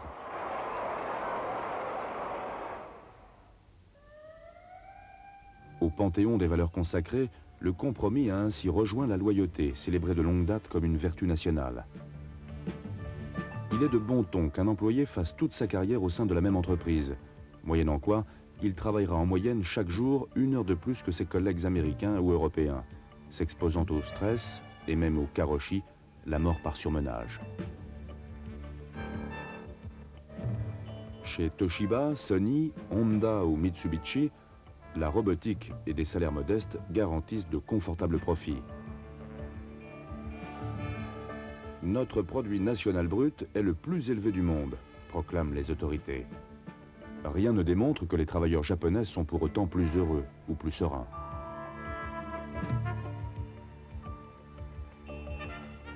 En cette matière, comme en tant d'autres, les États-Unis font généralement office de référence. On copie et on adapte, comme au Disneyland de Tokyo, inauguré en 1983, où les combats au revolver des cow-boys américains ont été remplacés par des duels de samouraïs.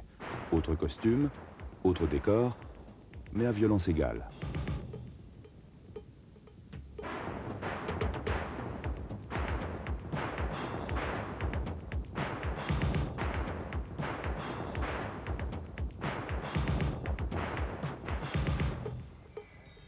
Il n'est pas interdit de préférer à ces divertissements d'importation les marionnettes bunraku, l'une des formes les plus achevées du théâtre traditionnel nippon. Le spectacle est captivant. Ces poupées, exceptionnellement belles et expressives, sont nées à Osaka au XVIe siècle. Elles sont animées par un maître marionnettiste qui est le seul autorisé à paraître à visage découvert.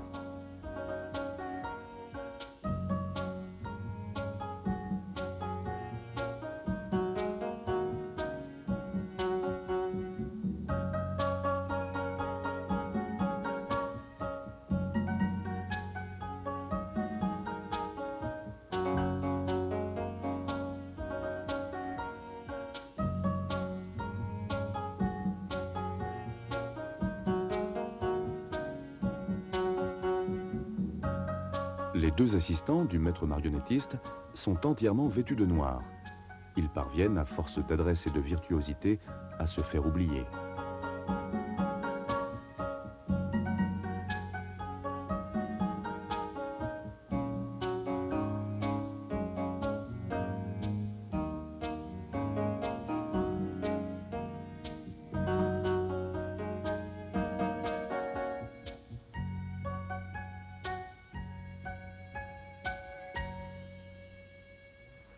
Typiquement japonaise, mais de production récente, les perles de culture constituent un appréciable revenu d'exportation. La plupart des élevages sont situés dans la baie de Ise, sur la côte orientale.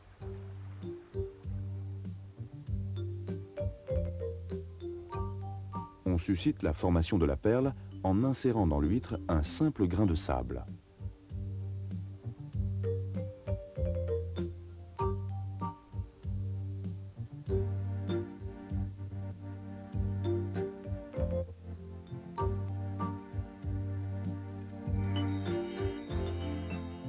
Kyoto, l'ancienne capitale impériale, attire plus particulièrement les amateurs de sites historiques.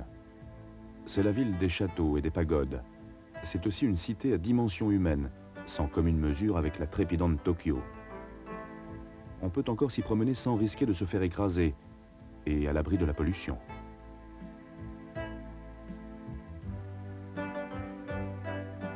L'un de ces sites les plus illustres est le jardin zen du temple Rijōenji, qui passe pour la perfection du genre.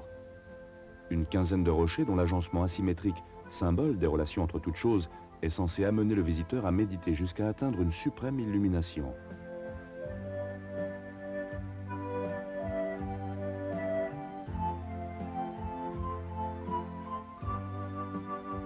Cet art monumental, cette profusion de temples, de sanctuaires et de portiques sacrés, de pavillons et de palais, de parcs et de jardins, illustre le culte que les Japonais vouent à l'harmonie, décidément le maître mot de leur culture et de leur philosophie.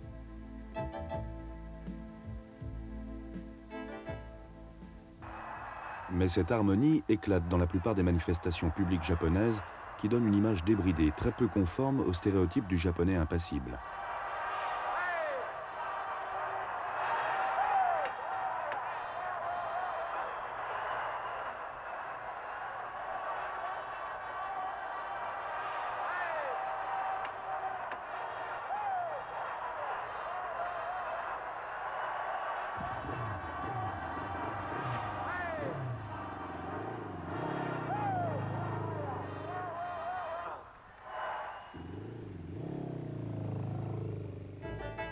Et pendant ce temps, les prêtres shinto, imperturbables, ratissent les jardins de sable de Kyoto.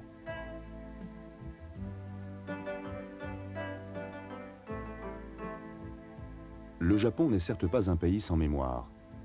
Chaque famille entretient une continuité culturelle. Pourtant, à l'image de Bouddha, qui insiste sur le caractère éphémère des choses, les Japonais sont avant tout sensibles au moment présent. Leur passé ne les préoccupe que dans la mesure où il influence leur vie quotidienne. Le temps est sans début et sans fin. Il n'est qu'une succession d'événements. D'où leur extrême vigilance à maîtriser le futur.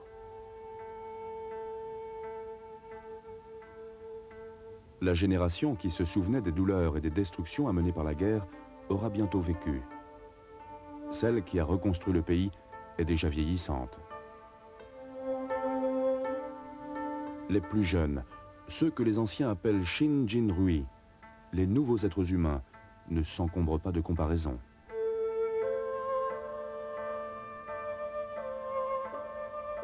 Leur vie à eux sera marquée par une meilleure formation, une plus grande ouverture sur l'extérieur, un meilleur exercice des libertés, la volonté de poursuivre dans une voie de progrès qui pourrait permettre à leur pays de rester une des grandes puissances mondiales du XXIe siècle.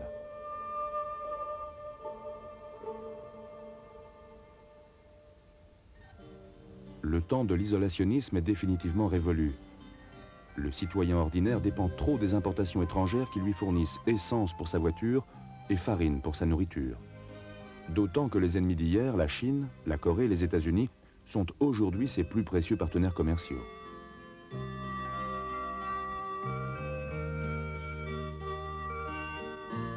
Les anciens temples bouddhistes et les sanctuaires shinto demeurent les seules constantes visibles de l'esprit nippon, irrésistiblement plongé depuis le redressement définitif du pays au début des années 50 dans un tourbillon d'alternatives et de changements.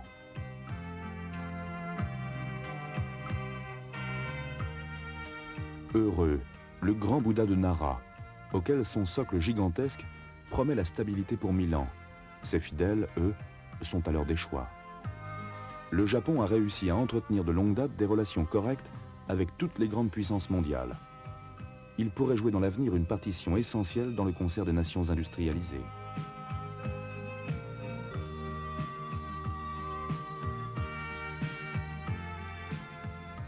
Les saisons s'égrènent.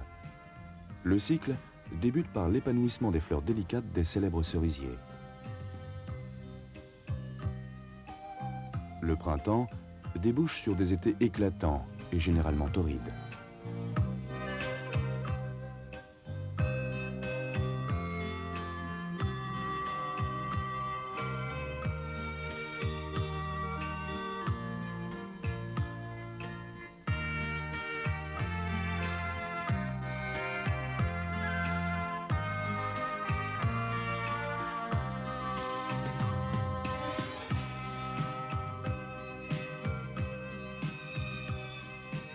Vient ensuite l'automne, ces forêts embrassées par le rougissement des feuilles dont la chute annonce celle des premiers flocons.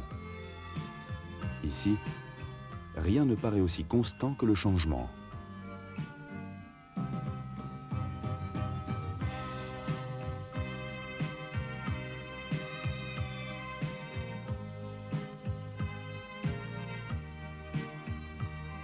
Cette famille célèbre devant une flambée les anciens dieux shinto, dispensateurs de cette chaleur bienfaisante, mais qui veilleront aussi bientôt au retour des beaux jours.